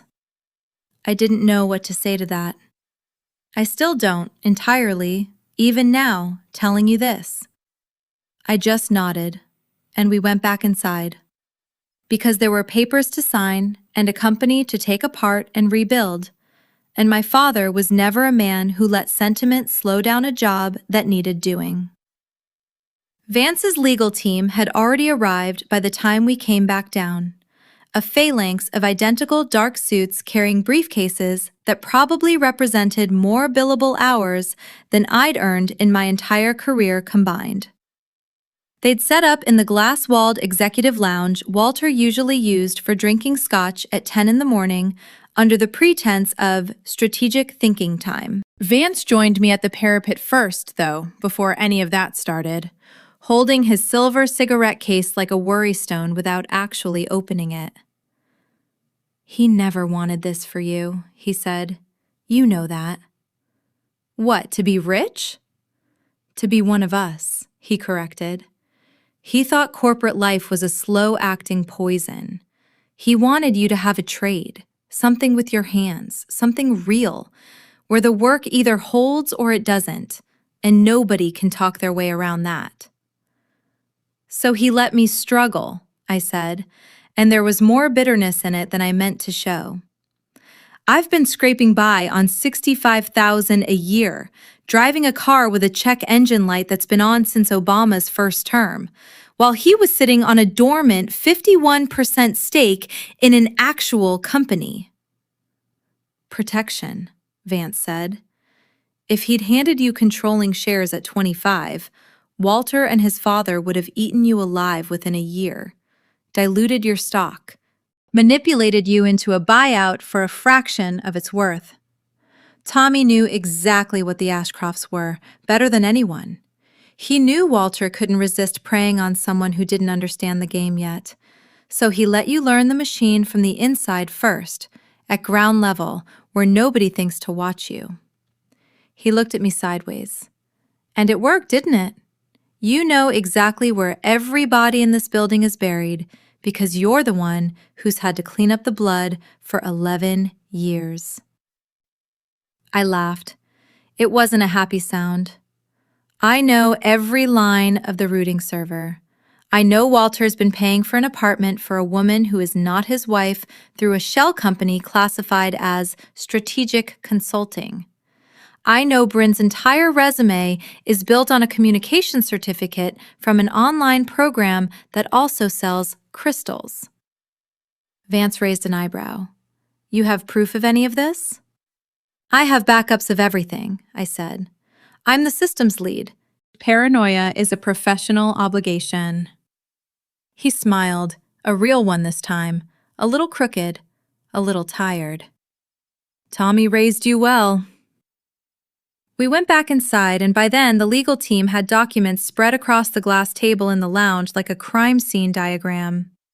It was genuinely surreal. Right there on yellowed paper dated to the year I was born, in ink gone brown at the edges, was my father's signature, jagged and rushed, the signature of a man who wanted to sign the thing and get straight back to the garage. The Doyle Family Trust, the lead attorney corrected himself, glancing at the document. Effective upon recognition of the founder's mark by a surviving founding partner. 51% controlling interest. It's ironclad. He looked at me with an expression I'd never once had directed at me in 11 years at this company. A mixture of fear and respect. The specific look lawyers give money the second they realize which way the tide just turned. You are the majority shareholder of Ashcroft Meridian Group, Miss Doyle. What happens to Walter? I asked. Legally, he retains his 29%, the attorney said. But he's now a minority partner. He serves at your discretion. You can vote to remove him from the board. You can terminate him as CEO. You can, if you chose, dissolve the current executive structure entirely. I ran my thumb over my father's cramped, hurried signature. He'd played the longest game I have ever personally witnessed a human being play. He planted a seed 40 years before I was even hired, and then he waited, patiently, silently, for exactly the right storm to come along and water it. And Bryn, I said. Vance leaned in. That one's entirely up to you. She's an at-will employee, nothing more. I thought about the leggings comment from 3 months earlier. I thought about the mood boards. I thought about the way she talked over the janitorial staff at the holiday party, like they were part of the furniture. I thought about scrap metal. Not yet, I said. Firing her outright is too easy, and it lets her walk away thinking this was unfair, thinking she's the victim in her own little movie. She's convinced she's a visionary. I want to see how she handles some actual vision. What's the play? Vance asked, already grinning like a man who could smell a good time coming. I turned to the attorney. Draft a memo, effective immediately. The Office of Systems Integrity assumes direct operational oversight across all departments. Every expenditure over $50 requires my written approval. Every so-called strategic initiative gets vetted through me before it sees daylight. The attorney blinked. You're putting your CEO on an allowance? I'm putting the entire company on a performance improvement plan, I said. If they want to act like children, I'll manage them like children. No more retreats, no more mood boards. We are going to audit this place from the parking garage to the roof. Vance laughed, low and genuine. You're going to make their lives miserable. No, I said, standing and smoothing my skirt. I'm going to make them work. And for people like Bryn, that's a fate roughly equivalent to death. I walked out of the lounge into a hallway that had gone dead quiet. Heads were poking out of cubicles like prairie dogs. Word travels through an office faster than fiber optic cable ever could, and by the time I reached the break room, the fish taco in the microwave had finished cooking and was still beeping, unclaimed, into an empty room, which felt appropriate somehow. The rumors, by the time they reached the far side of the building, had already mutated well past anything resembling the truth. A sales rep named Devin stopped me in the hallway to ask, with total sincerity, whether it was true I was secretly Walter's illegitimate daughter, which was such a specific and confidently wrong theory that I genuinely didn't have the energy to correct it in the moment and just told him I'd get back to him. Somebody in accounts payable had apparently started a betting pool on whether I was going to fire the entire marketing floor by Friday, which, to be fair, was not an unreasonable thing to bet on. Regina told me later that the version circulating through HR by that afternoon involved a secret Swiss bank account, a private investigator, and, for reasons nobody could ever trace back to a source, a horse. Priya found me at my desk not long after and didn't ask a single question about any of it, which is exactly why I love her. She just set a fresh cup of coffee down next to my keyboard.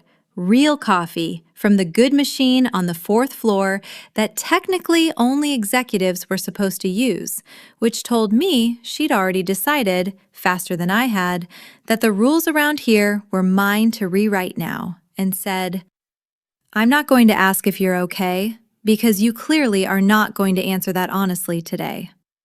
I'm just going to sit here for a minute." She sat there for a minute.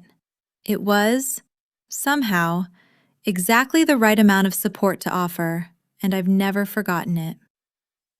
That night, after the building finally cleared out around 8, she dragged me to the dive bar 2 blocks from the office that we usually reserve for actual emergencies, a bad layoff round, a server migration gone sideways at 3 a.m., and bought the first round without asking what I wanted, because after 6 years, she already knew. "So," she said, sliding a beer across the sticky table, "you're rich."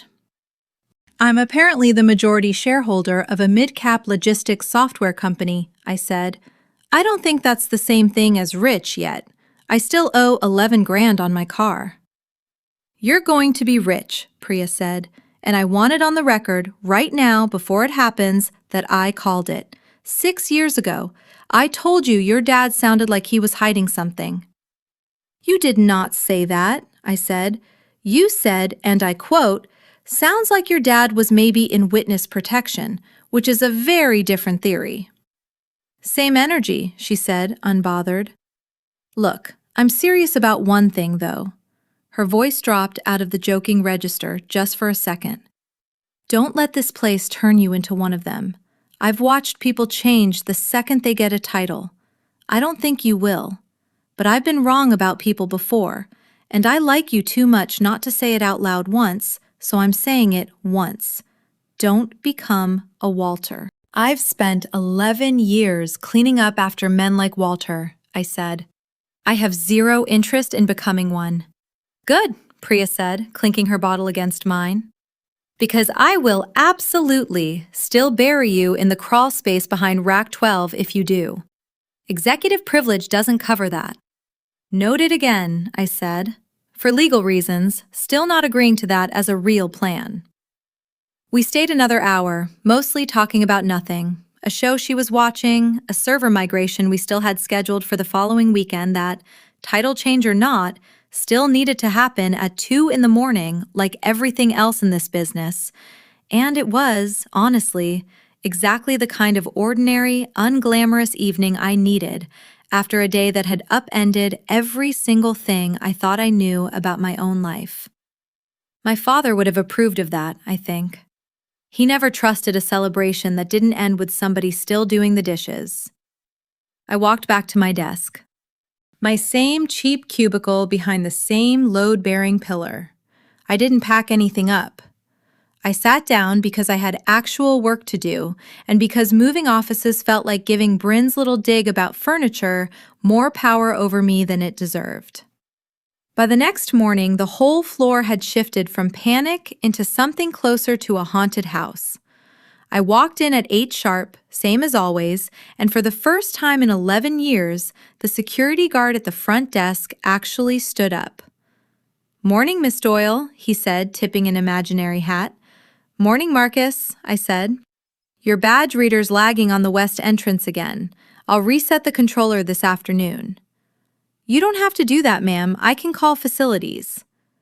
"I am facilities, Marcus," I said, and walked through the turnstile. My cubicle had been rearranged overnight. Someone had left a vase of grocery store carnations on my desk with a card that read, in loopy handwriting, "So happy for you, the Culture and Belonging Committee."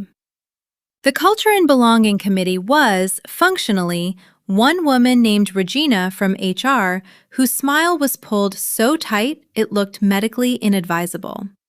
She was Walter's enforcer, the velvet glove wrapped around his hammer, and my phone rang from her extension within minutes of my logging in. "Dana," she said, bright and false. Or should I say Miss Doyle now? Ha! Listen, Walter and I were hoping we could grab a quick sync. Just touch base about, transitions.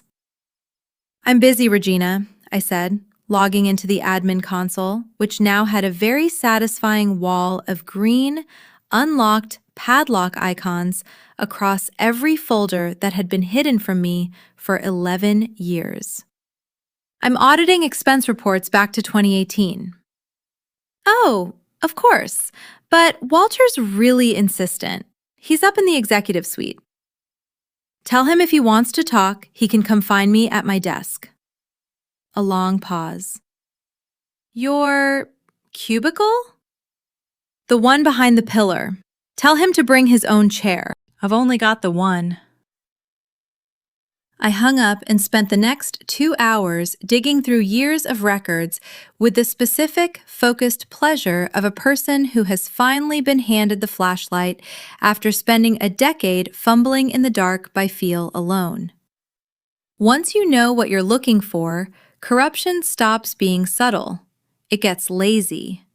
Consulting fees paid quarterly to a firm registered in the Caymans that shared an address with Walter's fishing buddy. Marketing research invoices paid directly to an LLC that, 3 clicks later, traced straight back to Bryn's own name. I pulled her personnel file out of curiosity. Salary, $180,000 a year. Job description? To cultivate cross-functional synergy and elevate brand resonance across key stakeholder touchpoints. Prior experience? Social media coordinator for a regional car dealership, 2021 to 2022. I laughed so hard I nearly choked on my burnt coffee. I was making $65,000 a year keeping the servers from catching fire, and she was making nearly triple that to post selfies with a ring light. Priya wheeled her chair over around 9:15, drawn by the sound of my laughing at a spreadsheet, which apparently is not something I do often enough to go unnoticed. "What did you find?" she said, already grinning because she knows my tells. "Bryn's LLC," I said, spinning my monitor toward her. "Marketing Research Consulting Services, registered to her own home address, paid $41,000 over 8 months for what the invoices describe as trend forecasting and vision alignment." Priya squinted at the screen. "That's not even a real business. That's a Venmo account with a logo." "There's more," I said, and I wasn't exaggerating. Once you know where to look, an 11-year employee with full systems access can find an alarming amount in a single morning. There was a corporate card statement showing $4,700 at a day spa in the design district, logged internally as Team Wellness Offsite, attended, as far as I could tell from the calendar records, by a total of 1 person. There was a vendor contract for executive thought leadership coaching that traced back to a man who, according to his own public LinkedIn profile, primarily coached youth club volleyball. There was an entire quarter's worth of catering invoices for a quarterly strategy retreat held at a resort in Scottsdale that, cross-referenced against badge swipe records, exactly 0 actual employees other than Walter and Bryn had attended. "This isn't corruption," Priya said, scrolling. "This is a hobby. This is fan fiction with a corporate card attached." "It's fraud," I said. "It's just fraud with really bad production values." "You going to nuke it all at once or drip it out?" I thought about that for a second because it mattered. "Drip it," I said. "I want them to feel each one land separately. I want Walter lying awake tonight wondering which receipt I'm going to bring up tomorrow." Priya raised an eyebrow, clearly impressed and a little unnerved. Remind me never to get on your bad side. You've had 11 years to get on my bad side, I said. You're fine. I know, she said, wheeling back toward her own desk. I bring you coffee sometimes. It's basically an insurance policy. Around 10:30, I heard the footsteps, heavy, furious, unmistakably Walter's. He rounded the pillar without his jacket on, tie loosened, looking like a man who hadn't slept a single hour. Bryn trailed behind him, considerably less shiny than she'd been the day before, wearing sunglasses indoors like a woman avoiding paparazzi that didn't exist. Dana, Walter hissed, leaning over the low wall of my cubicle. This is unacceptable. You cannot summon the CEO of this company to a cubicle. I didn't look up from my monitor. I'm reviewing travel expenses, Walter. Did you know we spent $31,000 on client entertainment in Nashville last quarter? Who was the client? Because the receipt's from a place called the Silver Spur Gentlemen's Club. Walter went a color of purple I genuinely did not know the human face was capable of producing. That was confidential business development. It's fraud, Walter, I said, calm as still water. And since I'm the majority shareholder now, that's my money you funneled into a strip club. You cannot talk to him like that, Bryn snapped. He's your boss. I spun my chair to face her. Actually, Bryn, per the bylaws, which I read cover to cover last night, the majority shareholder has the right to freeze executive assets pending internal audit, which I initiated about 15 minutes ago. Both your corporate cards are suspended, effective this morning. Also, Walter, I revoked your reserved parking spot. You're in visitor parking now. They tow after 2 hours, so I'd move that Bentley. Walter's eyes bulged. You froze the accounts. Company credit cards are suspended, I confirmed. The Bentleys, your problem. You. Bryn started forward, but Walter grabbed her arm and held her back, sweat now visibly soaking through his collar. He'd realized, in that moment, that he wasn't dealing with an overzealous employee anymore.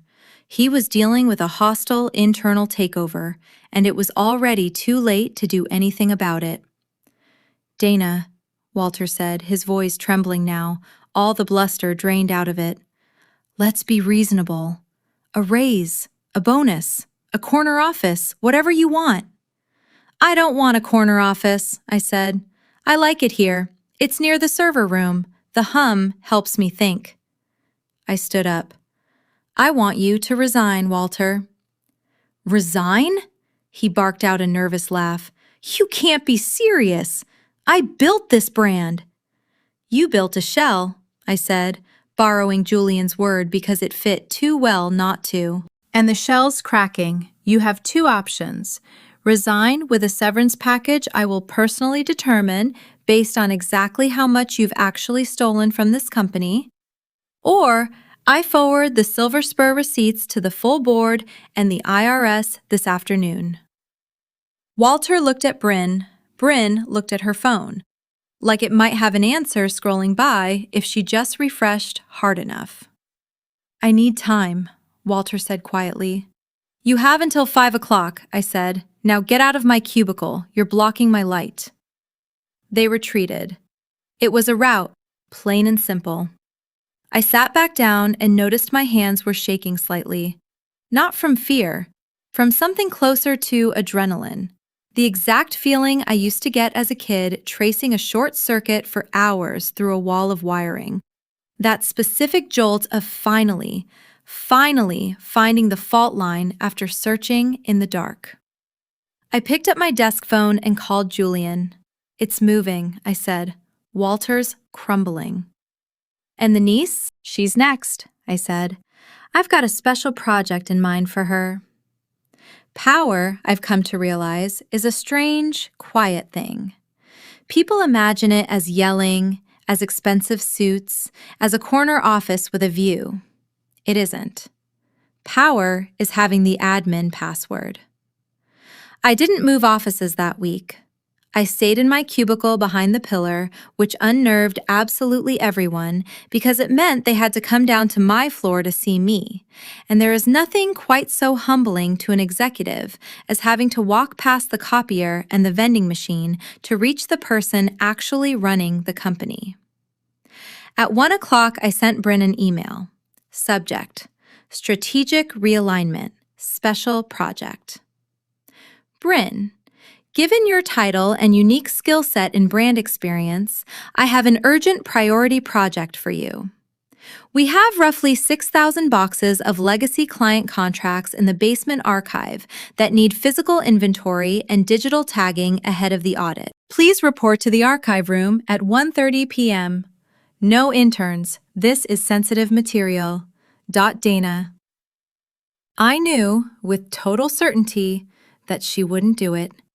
Because Bryn did not do physical labor, and Bryn absolutely did not do basements.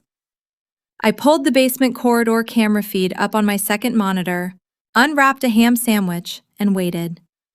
At 1:45, Bryn appeared on the grainy black and white feed, wearing what looked like a surgical mask, holding her phone at arm's length, like the air down there might personally infect her. She kicked a box, took a selfie next to a stack of file boxes, and posted it. I checked, because of course I checked, with the caption, "Grind never stops. Legacy work hits different.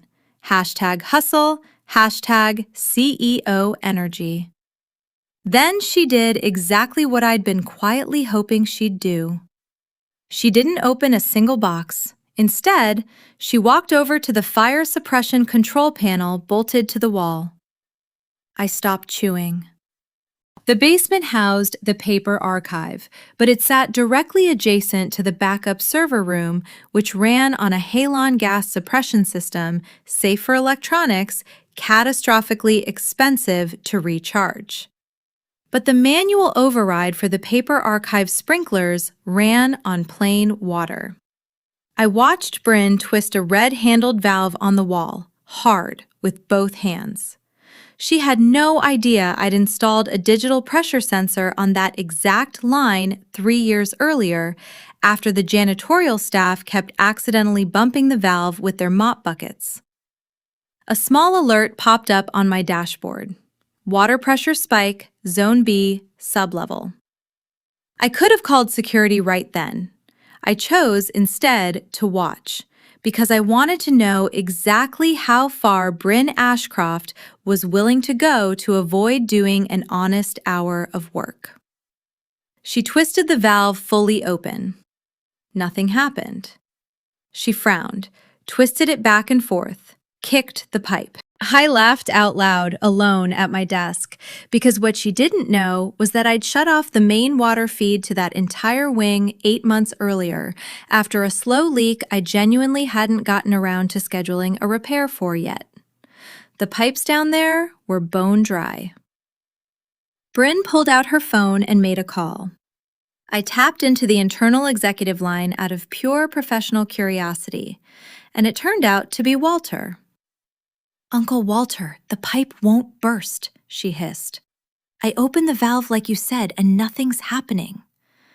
"What do you mean it's not breaking? Just force it." "I did. It's completely dry down here. This whole building is garbage." "Bryn, listen to me." Walter's voice had gone low and strained. "You need to find something on her. A compliance violation, an email, anything. If we can't sabotage the archive, we need actual leverage." "I don't know how to hack anything, Walter." "Then plant something. Say she stole client data. I don't care what. We need leverage before Friday." I hit record. This was, without question, the entire ballgame. Not only was Bryn spectacularly incompetent, she was actively conspiring with the acting CEO to fabricate evidence against the newly recognized majority shareholder of the company. It was stupid. It was desperate. It was, honestly, a little bit beautiful to witness in real time. I picked up the intercom line to the basement. Bryn jumped roughly 3 feet in the air when my voice crackled through the dusty old ceiling speakers. "Bryn," I said. "The water's shut off, but the cameras aren't. Smile." She looked straight up at the lens, her face draining of every last drop of color. "Come upstairs," I said. "Bring your badge." She arrived at my cubicle about 10 minutes later. Dust streaked across a white blazer that had clearly seen better decades. Hair frizzed from the humidity of a basement she'd sworn she'd never set foot in again. She looked, genuinely, like a fallen angel who'd landed face first in a dumpster behind a Whole Foods. Julian was there too, having wandered down from the lounge to watch the show, leaning against the pillar with the exact expression of a man enjoying a very good sitcom. "You were spying on me," Bryn said, jabbing a finger at me. "That's illegal. That's a privacy violation." "It's a secure facility, Bryn," I said, not looking up from my screen. "You signed the acknowledgement when you got your badge. Section 4, paragraph 2. All activity on company property is subject to monitoring. You should read the things you sign." "I was checking the valve," she said, eyes going wild. "I thought it looked loose. I was trying to fix it for the company."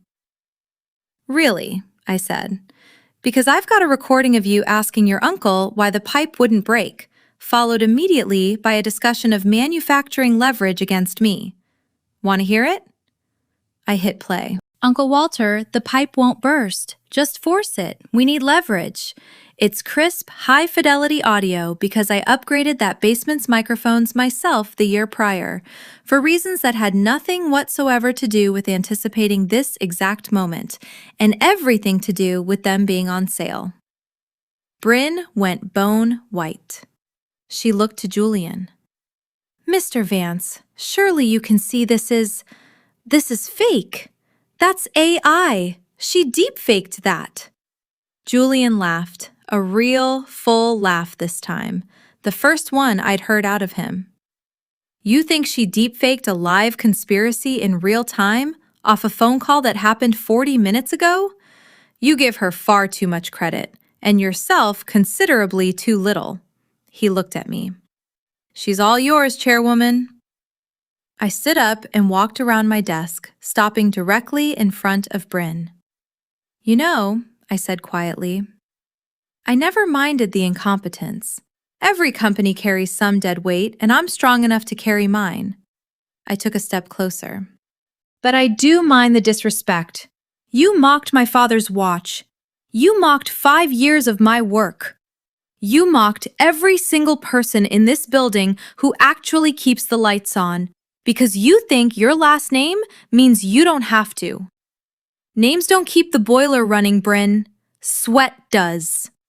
I held up my hand. "Badge, phone. Laptop's in your office, security will collect it." Her lip trembled. Tears welled up, fast and glassy, the specific, well-practiced kind of tears engineered to generate sympathy in exactly this situation. "Where am I even supposed to go?" she whispered. "This is my whole career." "You don't have a career, Bryn," I said. "You have a nepotism scholarship, and it just expired." She reached into her bag with shaking hands and dropped her badge, then her phone, into my open palm. Then, on her way out, she stopped and turned back, the venom flaring one final time behind the tears. "You're still just a middle-aged nobody who fixes printers," she spat. "You might own the building now, but you're never actually going to belong in it. You smell like burnt coffee and a life that didn't work out." I smiled at her. "And you smell like unemployment. Security's waiting by the elevator. You've got 5 minutes to clean out your desk." She fled. Julian clapped, slow and appreciative. "Brutal," he said. "I liked it a great deal." "I'm not finished," I said. "Walter's next." The board meeting was scheduled for 4 o'clock that afternoon. I didn't change my clothes. I stayed in the same gray cardigan I'd worn all day. I didn't want to look like the rest of them. I wanted every single person in that room to know exactly who had beaten them, wearing exactly the clothes they'd spent 6 months quietly mocking. The boardroom was full. The minority shareholders, mostly Walter's golfing partners, sat around the table looking confused and increasingly nervous. Walter himself sat near the far end, aged what looked like 10 years in the space of a single afternoon. Julian took the seat at my right hand. I walked to the head of the table, Walter's chair. "Excuse me, Walter," I said. "You're in my seat." He looked up, eyes red-rimmed, scanning the table for an ally. Nobody moved. Word had already spread about the memos, about the recordings, about the basement. Everyone at that table already knew exactly how this was going to go. Walter stood slowly and shuffled to a side chair, and I sat down in the still warm executive seat, which, I noted with some satisfaction, was far too soft for my taste. "All right," I said, setting my notebook on the table. "Let's keep this brief. I still have actual work to do today." I looked around the room. As of this afternoon, the Doyle Family Trust has exercised its controlling interest in this company. I am acting Chief Executive Officer and Chairwoman of the board. A murmur went through the room. One man near the end, I later learned his name was Chad, and that he wore an amount of cologne that constituted, in my professional opinion, an actual OSHA violation, raised a hand. Dana, no offense, but do you have any actual executive experience? Weren't you IT support?" I looked directly at him. "I know you've been mining cryptocurrency on your company-issued laptop during work hours for the last 8 months, Chad. I'd stop asking me questions before I decide to audit your hard drive as well." Chad closed his mouth and did not open it again for the rest of the meeting. An older gentleman near the middle of the table, a man named Harold Pruitt, who I recognize as one of the original minority shareholders from Raymond Ashcroft's era, one of the very few people left in that room who'd actually known my father, cleared his throat and raised a hand of his own, considerably more politely than Chad had managed. "Miss Doyle," he said, "I worked alongside your father for the better part of 6 years, back before you were born, when this was still mostly a metal fabrication shop with big ideas. I want you to know, for whatever it's worth to you, that I always wondered why Tommy walked away the way he did.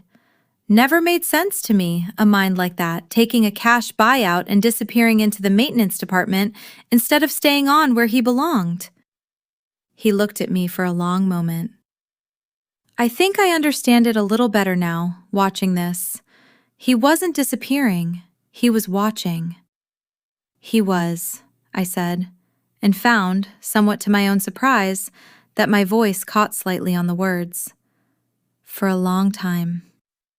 Harold nodded slowly, like something had settled into place for him after decades of not quite fitting.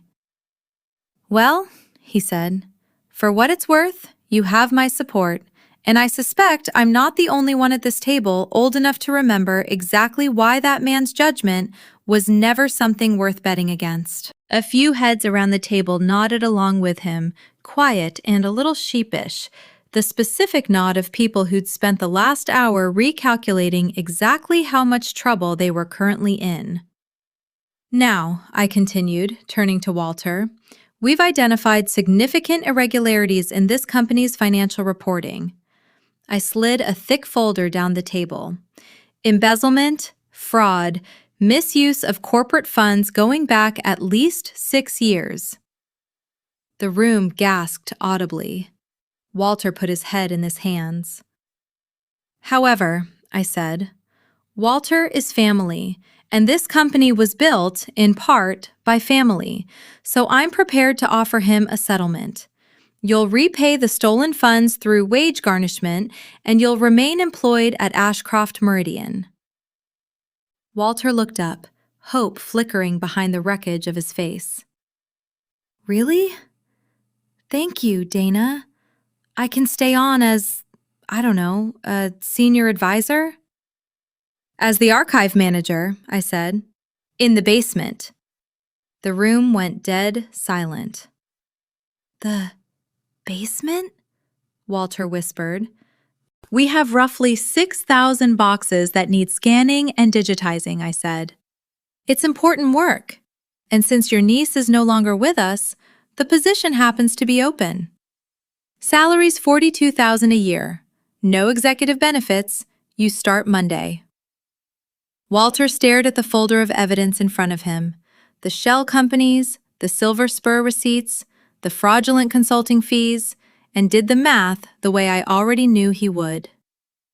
If I handed this to the police instead, he was looking at somewhere between 5 and 10 years in federal prison for embezzlement and fraud on this scale. I accept, he said, swallowing hard. Good, I said. Don't wear a suit down there. It's dusty. I stood up. Meeting adjourned. Everybody back to work. I walked out of the room. I could feel every set of eyes in that building on my back as I went. Fear, and something that felt, for the first time in 11 years, uncomfortably close to respect. It felt, I won't lie to you, extraordinarily good. Julian walked with me to the elevator. You're a genuinely terrifying woman, he said. I'm efficient, I corrected. So what now? Yacht? Penthouse? I looked at the elevator buttons. No. I'm replacing the HVAC system in this whole building. The one we've got is a genuine embarrassment. Julian laughed, long and real. Tommy would have loved every second of this. He would have laughed himself sick. He glanced down at my wrist. Look at that thing. He'd be proud. Yeah, I said, running my thumb over the worn gears in the brass casing. He would have.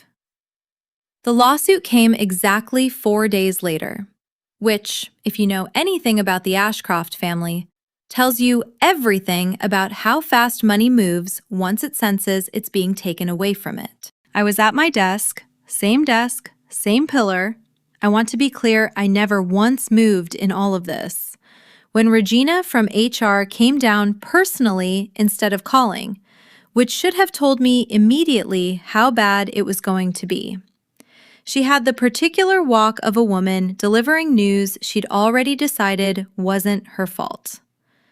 There's someone here to see you, she said, in the lobby. She's asked for you by name, and she's not being especially patient about it.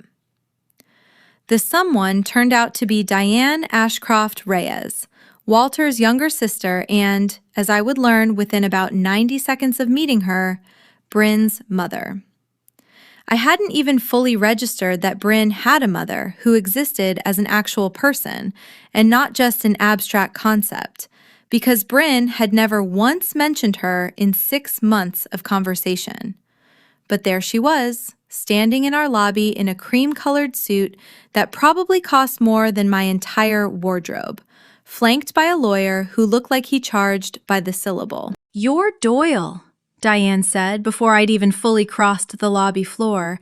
Not a greeting, a verdict. I am, I said, and you are? Walter's sister, Bryn's mother, and I want to be very clear with you right out of the gate that this, whatever this stunt is going to be resolved in a courtroom, not a boardroom, and it is going to be resolved quickly. She gestured at her lawyer, a thin man named Foster, who had already produced a folder of his own, because apparently everyone in this story travels with a folder. We've reviewed the so-called trust document. It's 40 years old. It references a physical object as a legal identifier, which is, frankly, laughable in a modern court. Any competent judge is going to throw this out inside of an afternoon. You're welcome to try, I said. I genuinely enjoy watching that process. My daughter has spent 6 months building a career at this company, Diane said, her voice climbing, and you had her escorted out by security like a common criminal, based on some fantasy that a factory worker's daughter is secretly the rightful owner of a company she happened to answer phones for. I don't answer phones, I said. And your daughter tried to flood a fire suppression system and then conspired with your brother to fabricate evidence against me. I have it on tape, Diane. Both parts. That landed. I watched it land. Watched something flicker across her face before the composure snapped back into place, which told me she hadn't actually known about the fire suppression system, and possibly hadn't known about the fabrication call either. We'll be filing an injunction this afternoon, Foster said smoothly, stepping in to cover the gap, to freeze any transfer of controlling shares pending a full judicial review of the trust's validity, along with a wrongful termination claim on behalf of Miss Ashcroft. You do that, I said. In the meantime, I've got a company to run. Regina, can you walk our guests out? We don't allow unscheduled visitors past the turnstile, and I don't see either of them on today's calendar. Diane's mouth opened and closed once, the specific motion of someone used to rooms rearranging themselves around her the moment she raises her voice, encountering a room that simply declined to. Foster guided her out with a hand at her elbow, murmuring something about next steps that I didn't particularly care to hear the rest of. I called Julian's legal team before I'd even made it back to my desk. Within the hour, I had a name, Marguerite Osei, a trusts and estates litigator Julian had used for exactly this kind of scenario more times than either of us wanted to admit was normal in his line of work, on a video call, walking me through exactly how thin Foster's argument actually was. Physical token identifiers in a founding trust aren't new, and they're not automatically unenforceable, Marguerite said, flipping through a scanned copy of the original 1985 document on her end. Courts have upheld weirder things, signet rings, keys to specific safes, even a documented case involving a specific brand of fountain pen. What matters is whether the language is unambiguous and whether the recognition event was properly witnessed. Yours was witnessed by a surviving founding partner in a room full of board members with a paper trail generated within the hour. Honestly, Dana, this is about as clean as these things get. Foster's going to file the injunction because it's his job to file the injunction, but he knows exactly how weak the actual case is. This is a pressure play, not a legal strategy. He's hoping you'll offer a settlement just to make it go away quietly. I don't do quietly anymore, I said. Marguerite smiled at that, the small, professional smile of a woman who has seen a great many people discover a spine over the course of exactly one very bad week. Then we'll see them in court, and we'll win before lunch.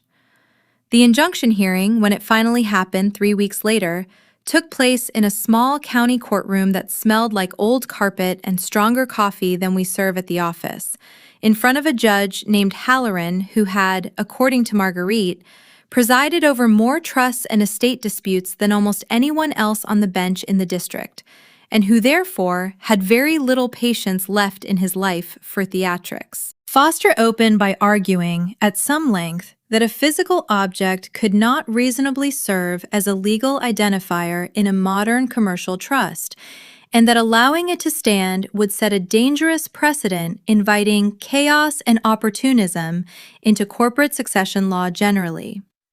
He read, at one point, from what turned out to be a printed op-ed he'd found online the night before, about the dangers of what he called heirloom governance, which drew a look from Judge Halloran that I can only describe as the specific, weary expression of a man being asked to take a Reddit post seriously in a court of law. "Counsel," Halloran said, removing his glasses, "are you citing case law or are you citing a blog?" "Your Honor, the underlying principle—" "Is it a blog, Mr. Foster?" "It is an opinion piece, Your Honor. Move on." Marguerite, when it was her turn, didn't raise her voice once. She read the original 1985 trust document into the record from start to finish in a flat, unhurried voice, pausing only to let the specific language of the recognition clause sit in the air. Then she read the notarized witness statements from 6 separate board members present in that conference room, all of whom independently described the same sequence of events. Then, last, she played the recording from the basement, not read it this time, played the actual audio. Walter's voice crackling out through a small speaker on the evidence table, saying the words, "We need leverage," into a silent courtroom that had, by that point, gone very still. Foster tried, weakly, to argue the recording had been obtained through an invasion of privacy. Marguerite responded by handing the clerk a copy of the employee handbook, page 14, the monitoring consent clause, with Bryn Ashcroft's own digital signature time-stamped at the bottom, dated the week she started. "Anything further, Mr. Foster?" Halloran asked, in a tone that made it clear there had better not be. There wasn't. The whole thing, gavel to gavel, took just under 40 minutes. Halloran didn't even leave the bench to deliberate. "The trust document is facially valid," he said, reading from notes he'd apparently finished writing sometime during the audio playback. "The recognition event was properly witnessed and documented. The petitioner has not established a likelihood of success on the merits sufficient to justify injunctive relief. And frankly, given what's now part of the record in this courtroom, I have some concerns of my own that a different office in this building might want to take a look at. Injunction denied." I watched the judge's face during the recording. It did not need any further commentary from me. The injunction was denied. The wrongful termination claim was dismissed a week after that, once it became clear that wrongful doesn't generally cover conspired with a superior to sabotage a fire suppression system and manufacture evidence. Diane did not come back to the office again. I heard, secondhand, through the particular grapevine that seems to run through every law firm in a 100-mile radius, that she and Walter stopped speaking to each other for the better part of a year over whose idea the lawsuit had actually been in the first place, which felt, honestly, like the most fitting punishment either of them could have handed themselves. The press found out about 11 days after the boardroom meeting, because of course they did. And I want to tell you the story got out through some careful, deliberate leak, some savvy PR strategy, but the truth is considerably less glamorous. A junior associate on the marketing team, one of Bryn's former minions, posted something vague and dramatic on her personal social media about insane corporate drama and a literal coup. And within 36 hours, a business reporter from the Chicago Tribune's regional desk, a woman named Renata Osorio, had emailed my corporate account asking, politely but persistently, whether I'd be willing to confirm or deny that Ashcroft Meridian Group had undergone a sudden change in ownership. I almost didn't respond. My instinct, honed over 11 years of staying invisible behind a pillar, was to duck, to let the whole thing blow past without ever putting my own name on it. Julian talked me out of that in about 90 seconds flat. "You have a choice," he said, over the phone, while I sat in my car in the parking garage, trying to decide whether answering the email was a good idea or the start of a very bad one. "You can let this story get told by somebody else's leaked screenshots and a hostess who's furious at you, or you can tell it yourself, once, clearly, and then never have to talk about it again. I've watched 100 people make this exact decision. The ones who hide always end up looking guilty of something, even when they aren't." So I answered the email. I gave Renata Osorio 45 minutes on a Tuesday afternoon, sitting at my own desk behind my own pillar, because I wasn't going to dress the story up any more than I dressed myself up. And I told her exactly what had happened: the watch, the trust, the boardroom, all of it, minus the parts my lawyer specifically asked me not to say out loud in print for liability reasons. She asked near the end whether I had any advice for people who felt overlooked in their own workplaces.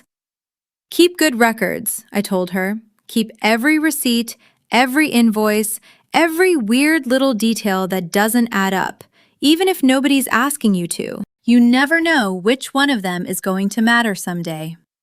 And if somebody tells you your family's tools are worthless, check twice before you believe them. Before the article even ran, though, the news had already started rippling out through our client base, the way it always does in an industry small enough that everyone's one phone call away from everyone else's account manager. Our biggest single client at the time, a regional trucking consortium out of Memphis that represented something like 11% of our total revenue, called an emergency check-in the same week, and the man on the other end, a fleet operations director named Curtis Boyle, who had never once in 3 years asked to speak to anyone above his usual account rep, asked, bluntly, whether Ashcroft Meridian was about to implode, and whether he needed to start quietly shopping for a backup vendor before his board asked him why he hadn't. I took that call myself, at my own desk, because I wasn't going to let Esther or anyone else absorb a hit that was, in a very real sense, still partly about me. I told him the truth, all of it, in about 6 minutes flat. The fraud, the trust, the takeover, the fact that the same routing inefficiency that had been quietly costing his fleet money for over a year was already being fixed by people who actually cared whether it got fixed. I told him our uptime numbers for the month, which were, for the first time in longer than the account history showed, entirely clean. I told him he could talk to Marcus directly if he wanted operational detail instead of executive reassurance, because I'd rather he trust the person doing the work than the person merely describing it. There was a long pause on the line. "You're the one who found the vendor kickback," he said finally. It wasn't a question. Word, apparently, traveled faster than even I'd assumed. "The one from the article that's about to run." "That's me," I said. "Huh," he said. "All right, send me Marcus's number. And Dana, for what it's worth, I've been doing this 22 years. I've had a lot of vendors lie to me real smooth about a problem. I don't think I've ever had one just tell me the truth this fast, without me having to drag it out of them first." We kept the account. We kept every major account that quarter, in fact, which surprised our new investor relations consultant considerably more than it surprised me, because I've always believed the same thing my father believed about a machine that's finally been fixed properly. It doesn't need you to talk it up.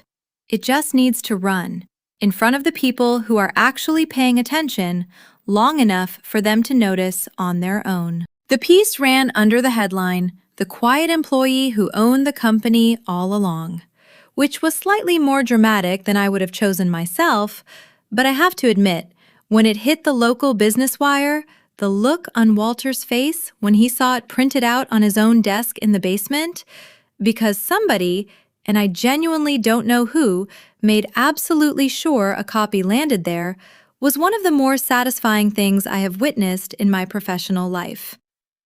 I called an all-hands meeting for the Friday after the board vote, mostly because I was tired of watching rumors about horses and Swiss bank accounts do more damage to morale than the truth ever could have, and because my father always said the worst thing you can do to a crew is let them sit around guessing what's actually happening to the machine they're standing next to. We held it in the main cafeteria because it was the only room big enough, and because I refused to book the fancy off-site conference space Bryn used to reserve for town halls that were really just an excuse to serve mimosas at 10 in the morning. I stood on a folding table someone dragged over from the break area. No microphone, no slide deck, no consultant-approved talking points, just me and about 240 employees looking up at me with an expression somewhere between curiosity and open fear. "I know most of you have heard 6 different versions of what happened this week," I said.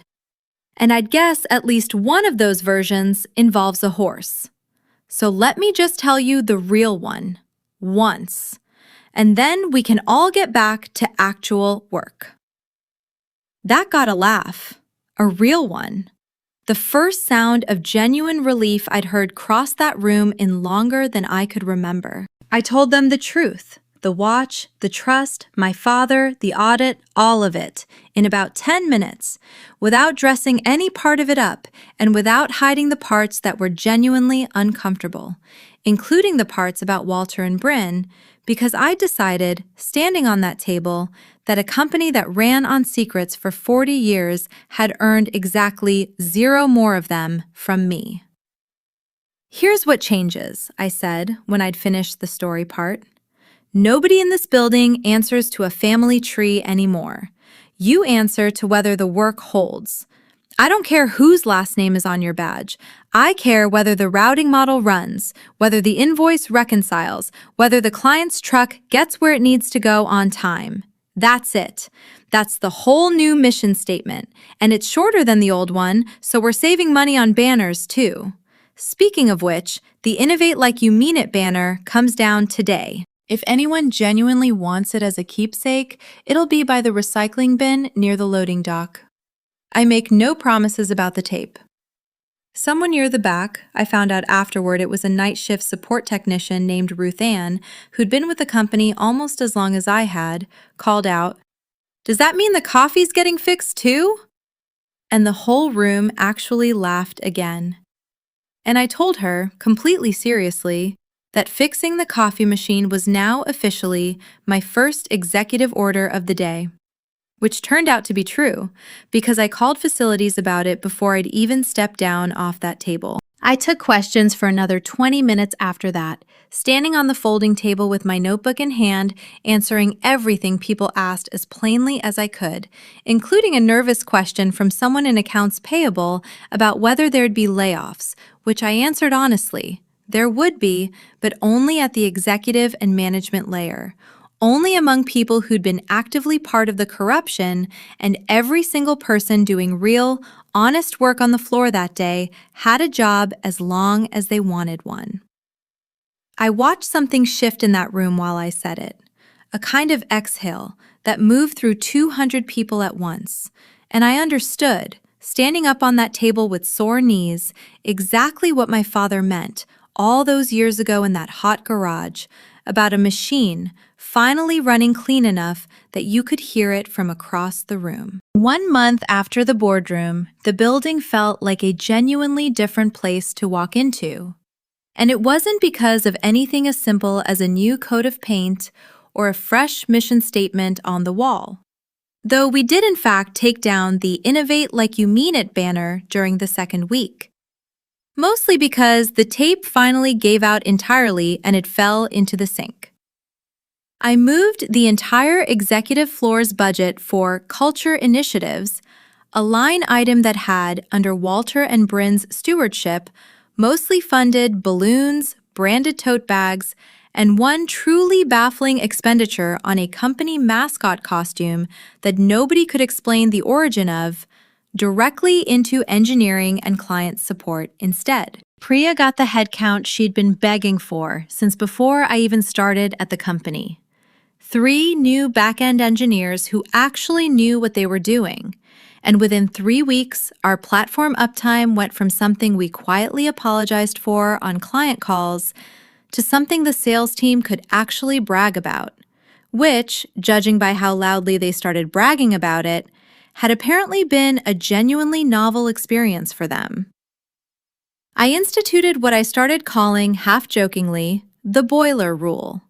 Nobody, regardless of title, got to greenlight a spend over $500 without explaining, in one plain sentence, what problem it actually solved.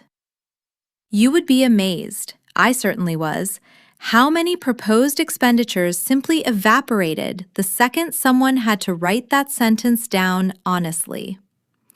Entire strategic offsites quietly stopped existing. A 6-figure consulting contract with a firm that produced exclusively PowerPoint decks about synergy pathways did not survive its first sentence test and was canceled within the week. Regina, somewhat to my own surprise, turned out to be one of the more valuable people in that building once she stopped operating in permanent fear of Walter's temper. I called her into my office about 2 weeks in, mostly to ask a few pointed questions about how many other complaints against Bryn had quietly disappeared into that particular paper shredder over the previous 6 months. And I watched her brace for the conversation the way you'd brace for a dentist appointment, arms folded tight, ready to defend a decade of decisions she clearly wasn't proud of. "I'm not here to fire you," I told her before she could start apologizing. "I'm here because I think you've been doing this job with one hand tied behind your back for a very long time, and I want to know what it would take to untie it." She stared at me for a second like she was waiting for the punchline. "There were 7 formal complaints against Bryn," she said finally, quietly, "in 6 months. 2 about the leggings comment you probably heard about secondhand. 1 from a warehouse coordinator she called, and I'm quoting the file, basically furniture but louder. Walter told me personally each time to log them as culture friction instead of harassment because culture friction doesn't require an investigation timeline under our own policy. I did what he told me. I'm not proud of it. I needed the job, and Walter made it very clear what would happen to people who didn't do what he told them." "I believe you," I said. "And going forward, complaints get investigated on the timeline the policy actually requires, regardless of whose last name is attached to them, including mine if it ever comes to that. Can you build that with me?" Something in her shoulders came down for the first time since she'd walked in. "Yes," she said. "I'd actually really like to." She has, in the year since, become genuinely good at the job she was always capable of doing, back before Walter spent a decade quietly training her not to. The mascot costume, for the record, because I promised I'd tell you, and I always keep a promise once I've made it out loud to an audience, it turned out to be a full-body foam gear costume. 7 feet tall, purchased for $4,200 from a company that primarily supplies minor league baseball teams, ostensibly to appear at a brand activation event that, per every calendar and badge swipe record I could find, never actually happened. Nobody in the building could tell me who'd approved the purchase, who'd worn it, or where it had physically been stored for the better part of a year. Priya eventually found it herself, by accident, wedged into an unused server closet on the 3rd floor behind a stack of decommissioned monitors, and texted me a photograph of herself standing next to it with the caption, "Found our new head of culture, much more qualified than the last one." I kept the costume. It's in a closet near my office now. I have not yet decided what, if anything, it's for. Some mysteries I've found are more satisfying left slightly unsolved. Walter, for his part, turned out to be a genuinely competent archive clerk, which surprised exactly nobody, who understood that his original training, decades earlier, before he inherited the corner office from his father, had actually been in operations. I walked past the basement once a week or so, mostly out of a curiosity I wasn't proud of, and found him hunched over a scanner with a level of focus I had never once seen him bring to an actual board meeting. He didn't speak to me much during those visits. I think, in a strange way, being stripped of the performance of being important had actually made him easier to be in a room with. He was, at minimum, no longer sweating through his shirts. I heard from Regina, who had, somewhat to my own surprise, turned out to be a genuinely decent ally once she stopped being terrified of losing her job, that Walter had started eating lunch alone in the basement break area rather than face the cafeteria crowd upstairs, and that once, just once, One of the older warehouse transfer employees who'd worked there since Raymond Ashcroft's era sat down across from him without a word and simply ate lunch in silence. The way you might sit with someone at a funeral you weren't especially close to, out of a basic sense of decency rather than affection. I don't know exactly what that meant to Walter. I know it's the closest thing to grace anyone offered him that whole first month, and I chose, deliberately, not to interfere with it either way. I also, in that first month, drove out to the cemetery on the edge of town where my father is buried, next to my mother, under a plain granite marker that says exactly what he would have wanted it to say, and not one word more. His name, his dates, and nothing else.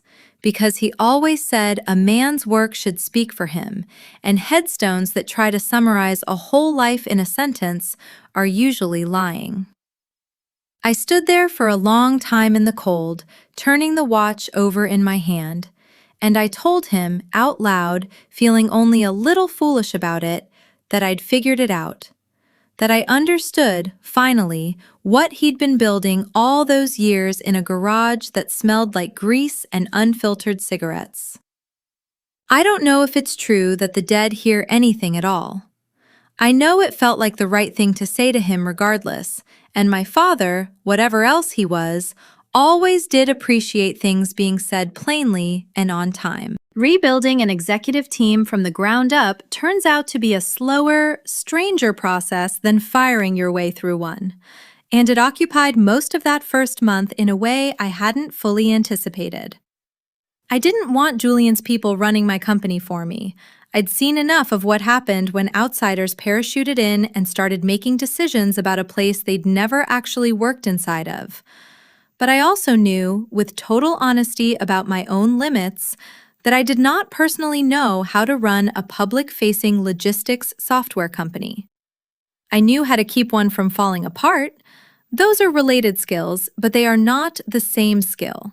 And I wasn't interested in pretending otherwise just to protect my own pride.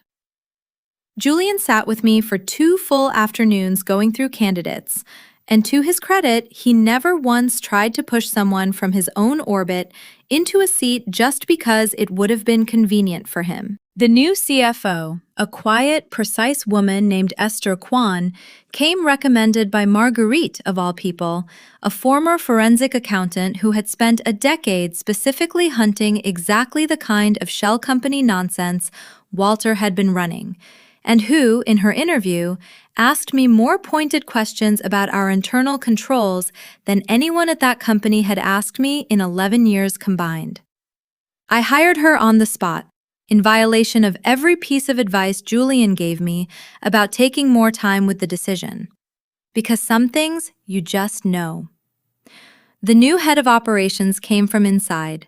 I promoted a warehouse logistics coordinator named Marcus Delgado, who'd been quietly flagging the vendor lead time problem in internal memos for over a year.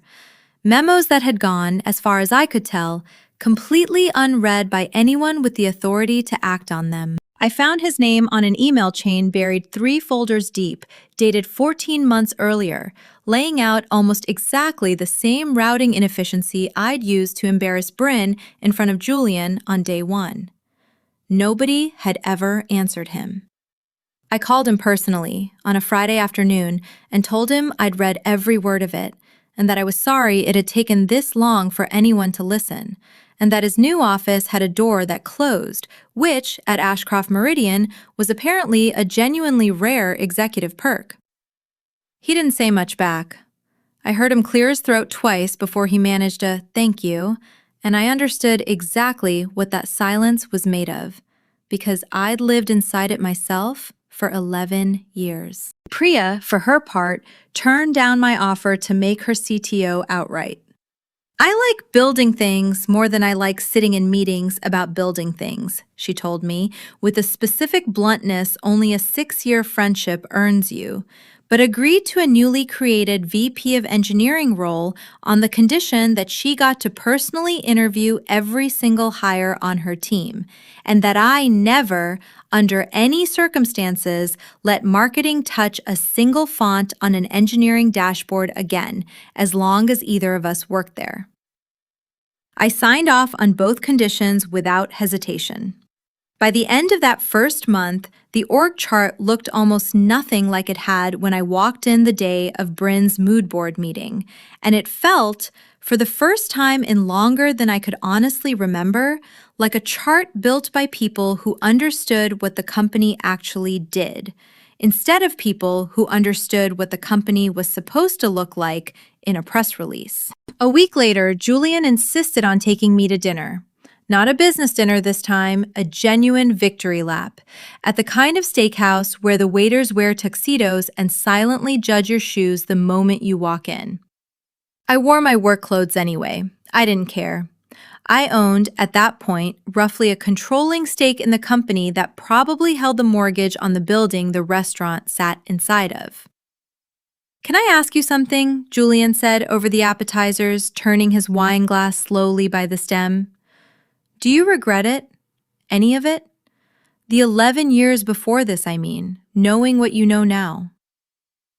I actually thought about that one honestly, instead of giving him the quick, deflecting answer I'd have given anyone else. "No," I said, finally.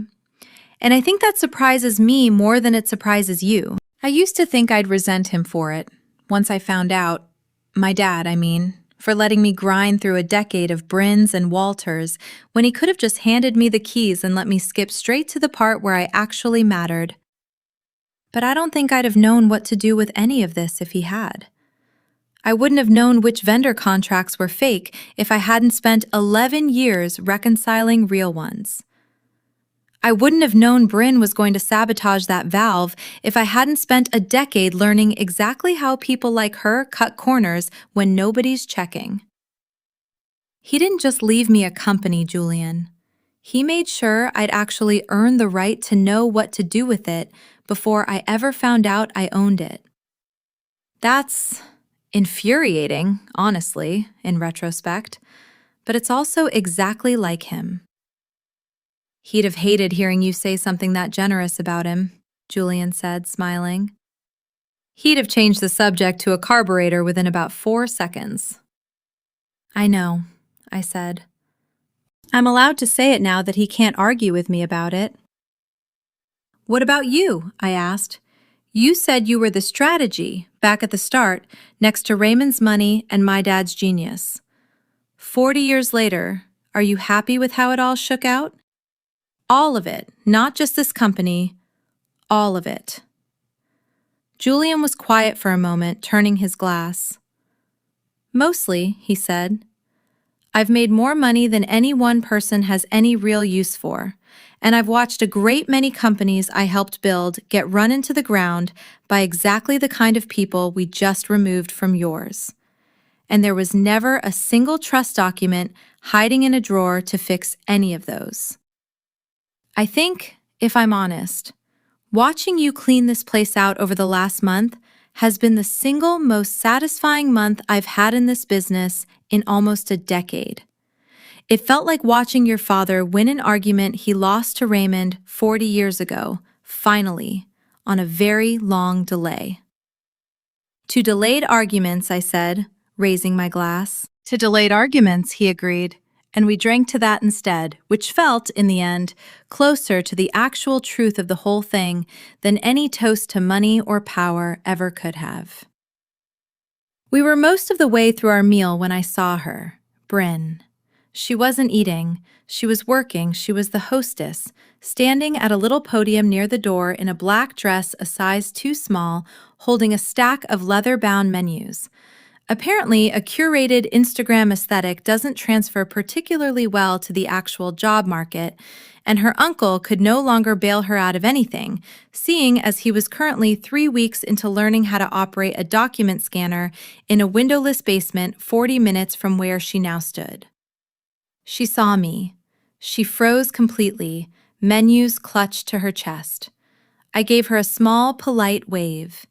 She turned a deep, furious red, pivoted on her heel, and disappeared into the kitchen so fast she nearly took out a busboy. "Was that the niece?" Julian asked, sipping his wine. "That was the glitch," I said. "Glitch resolved." I took a slow drink of my bourbon. It was smooth and expensive, and if I'm being completely honest with you, I kind of missed the burn of the cheap stuff my dad used to keep in the garage. "So," Julian said, setting his glass down, "you fixed the company, purged the rot. You've got the power now. Are you happy?" I thought about it for longer than I expected to. Was I happy? I was tired, mostly.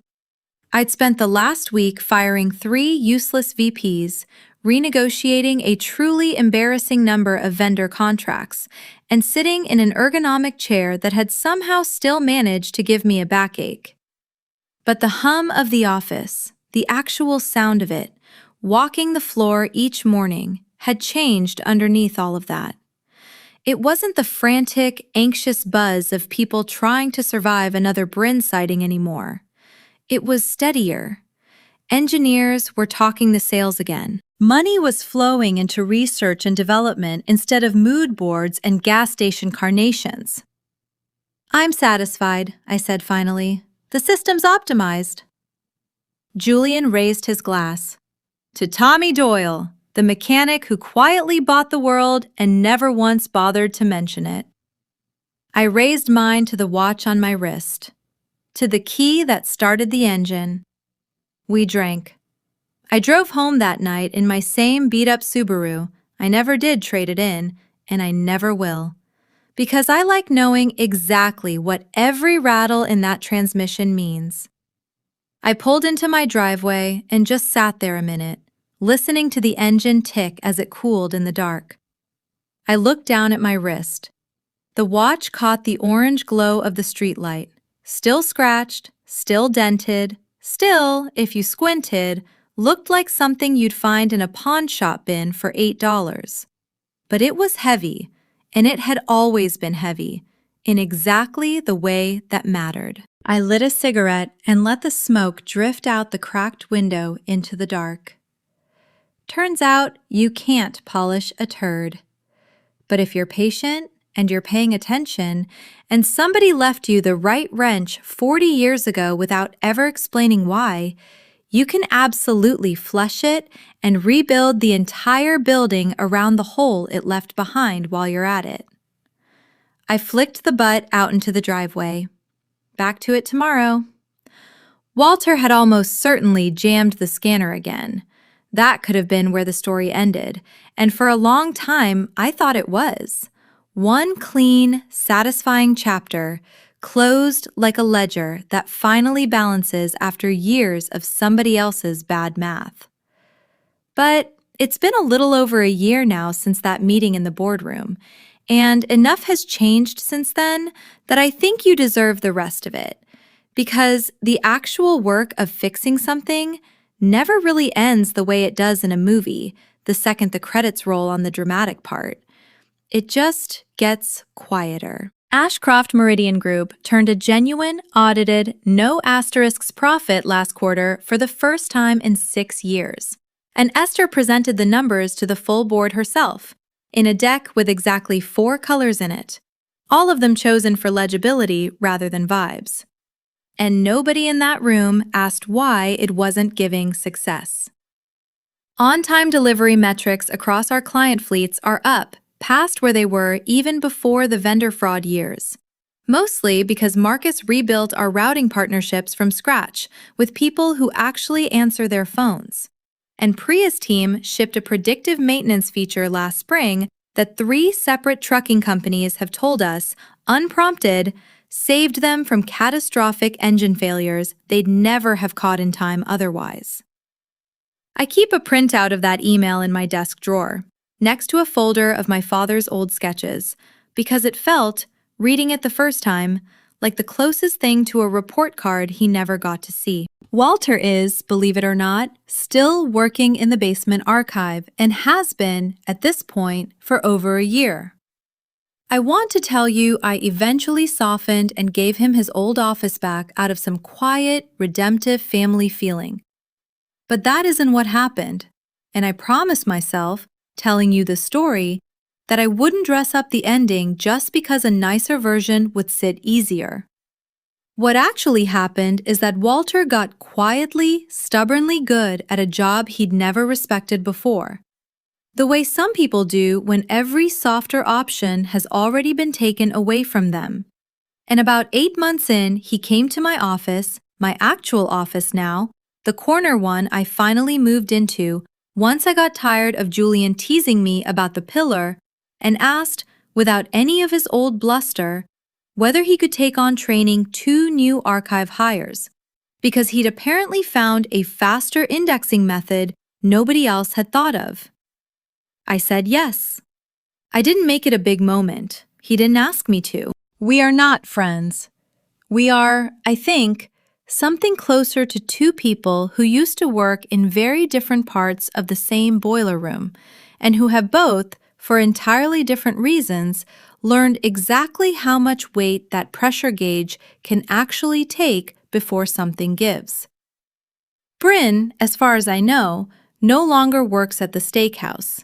Priya, who still keeps the running document, informed me a few months back that Bryn's social media had rebranded itself as a lifestyle and mindset coaching account, complete with a course you can apparently purchase for $240 on how to build your personal brand from nothing, which Priya found so richly, cosmically funny that she had to leave the break room to compose herself. I don't follow the account. I don't need to. I know exactly how that story goes, because I spent 5 years watching the first draft of it play out in person, mood board by mood board, and I've never once regretted closing that chapter, badge and phone and all. I still drive the Subaru. It's up over 240,000 miles now, and the check engine light finally went off on its own about 4 months ago, for reasons no mechanic I've asked has been able to fully explain, which feels, honestly, like exactly the kind of quiet, unexplainable justice my father would have appreciated without ever admitting it out loud. I still eat lunch at my desk more often than the executive dining room Esther keeps gently encouraging me to use. I still know every HVAC unit on that roof by serial number, though we finally did replace the ancient chiller last winter, and it no longer rattles when the wind comes in from the northwest, which I miss slightly more than I expected to. And I still wear the watch. Every single day, clipped to my belt loop on the same repaired fob, dented case and all, scratched glass and all, because nice things that are afraid of getting scratched aren't tools. They're just decorations, pretending to be useful. It still runs a few minutes slow if I don't wind it carefully, the same way it always has, the same way it did on my father's wrist for 30-some years before it ever touched mine. I check the tension on it myself now, every morning, the way he told me to, the last real thing he ever said to me. I don't let it run loose. Priya and I still go to that same dive bar most Fridays, and the running document of Brynisms has, in the last few months, quietly evolved into something else entirely. A shared list, this one, of small wins from around the building that Priya calls, only half joking, the ledger of good machines. An entry from Marcus about a delivery route that finally ran clean for a full quarter with 0 exceptions. An entry from Esther about the first time in company history our audited numbers matched our internal numbers down to the penny on the first pass. An entry, my favorite one, from Ruthann on the night shift, 3 words long, that just says, "Coffee machine works," dated the same week I fixed it, which she apparently considered significant enough to preserve for posterity, and honestly, I agree with her. Julian still calls every few weeks, mostly just to talk, which surprised me the first several times it happened, because I'd assumed once the deal was closed and the paperwork signed, a man that busy would have no further reason to think about a mid-sized logistics company in the Midwest or the woman running it. He told me once on one of those calls that talking to me was the closest thing he had left to talking to my father, and that he wasn't in any hurry to give that up now that he'd finally gotten it back after 40 years of missing it more than he'd ever let himself admit out loud. I didn't know what to say to that either, so I just told him about the new coffee machine, and he laughed for a solid 30 seconds, and we talked about something else entirely for the next hour. Some mornings, walking through the lobby past Marcus at the front desk, who still tips an invisible hat, I catch my own reflection in the glass doors. Cardigan, notebook, that same battered old brass watch catching the light, and for just a second, I see my father standing there instead of me. Arms crossed, thumbnail on the case, clink, clink, clink. The sound of a problem quietly getting solved. And then the doors slide open, and it's just me again, walking into a building that finally, after everything, runs the way it was supposed to run all along. You're the real ones for sticking around through all of that. If you liked watching a family dynasty get quietly dismantled with a $40 pocket watch and a decade of spreadsheets, do me a favor and smash that subscribe button, because trust me, the archive basement has a lot more stories left in it, and Walter's audit is only getting started.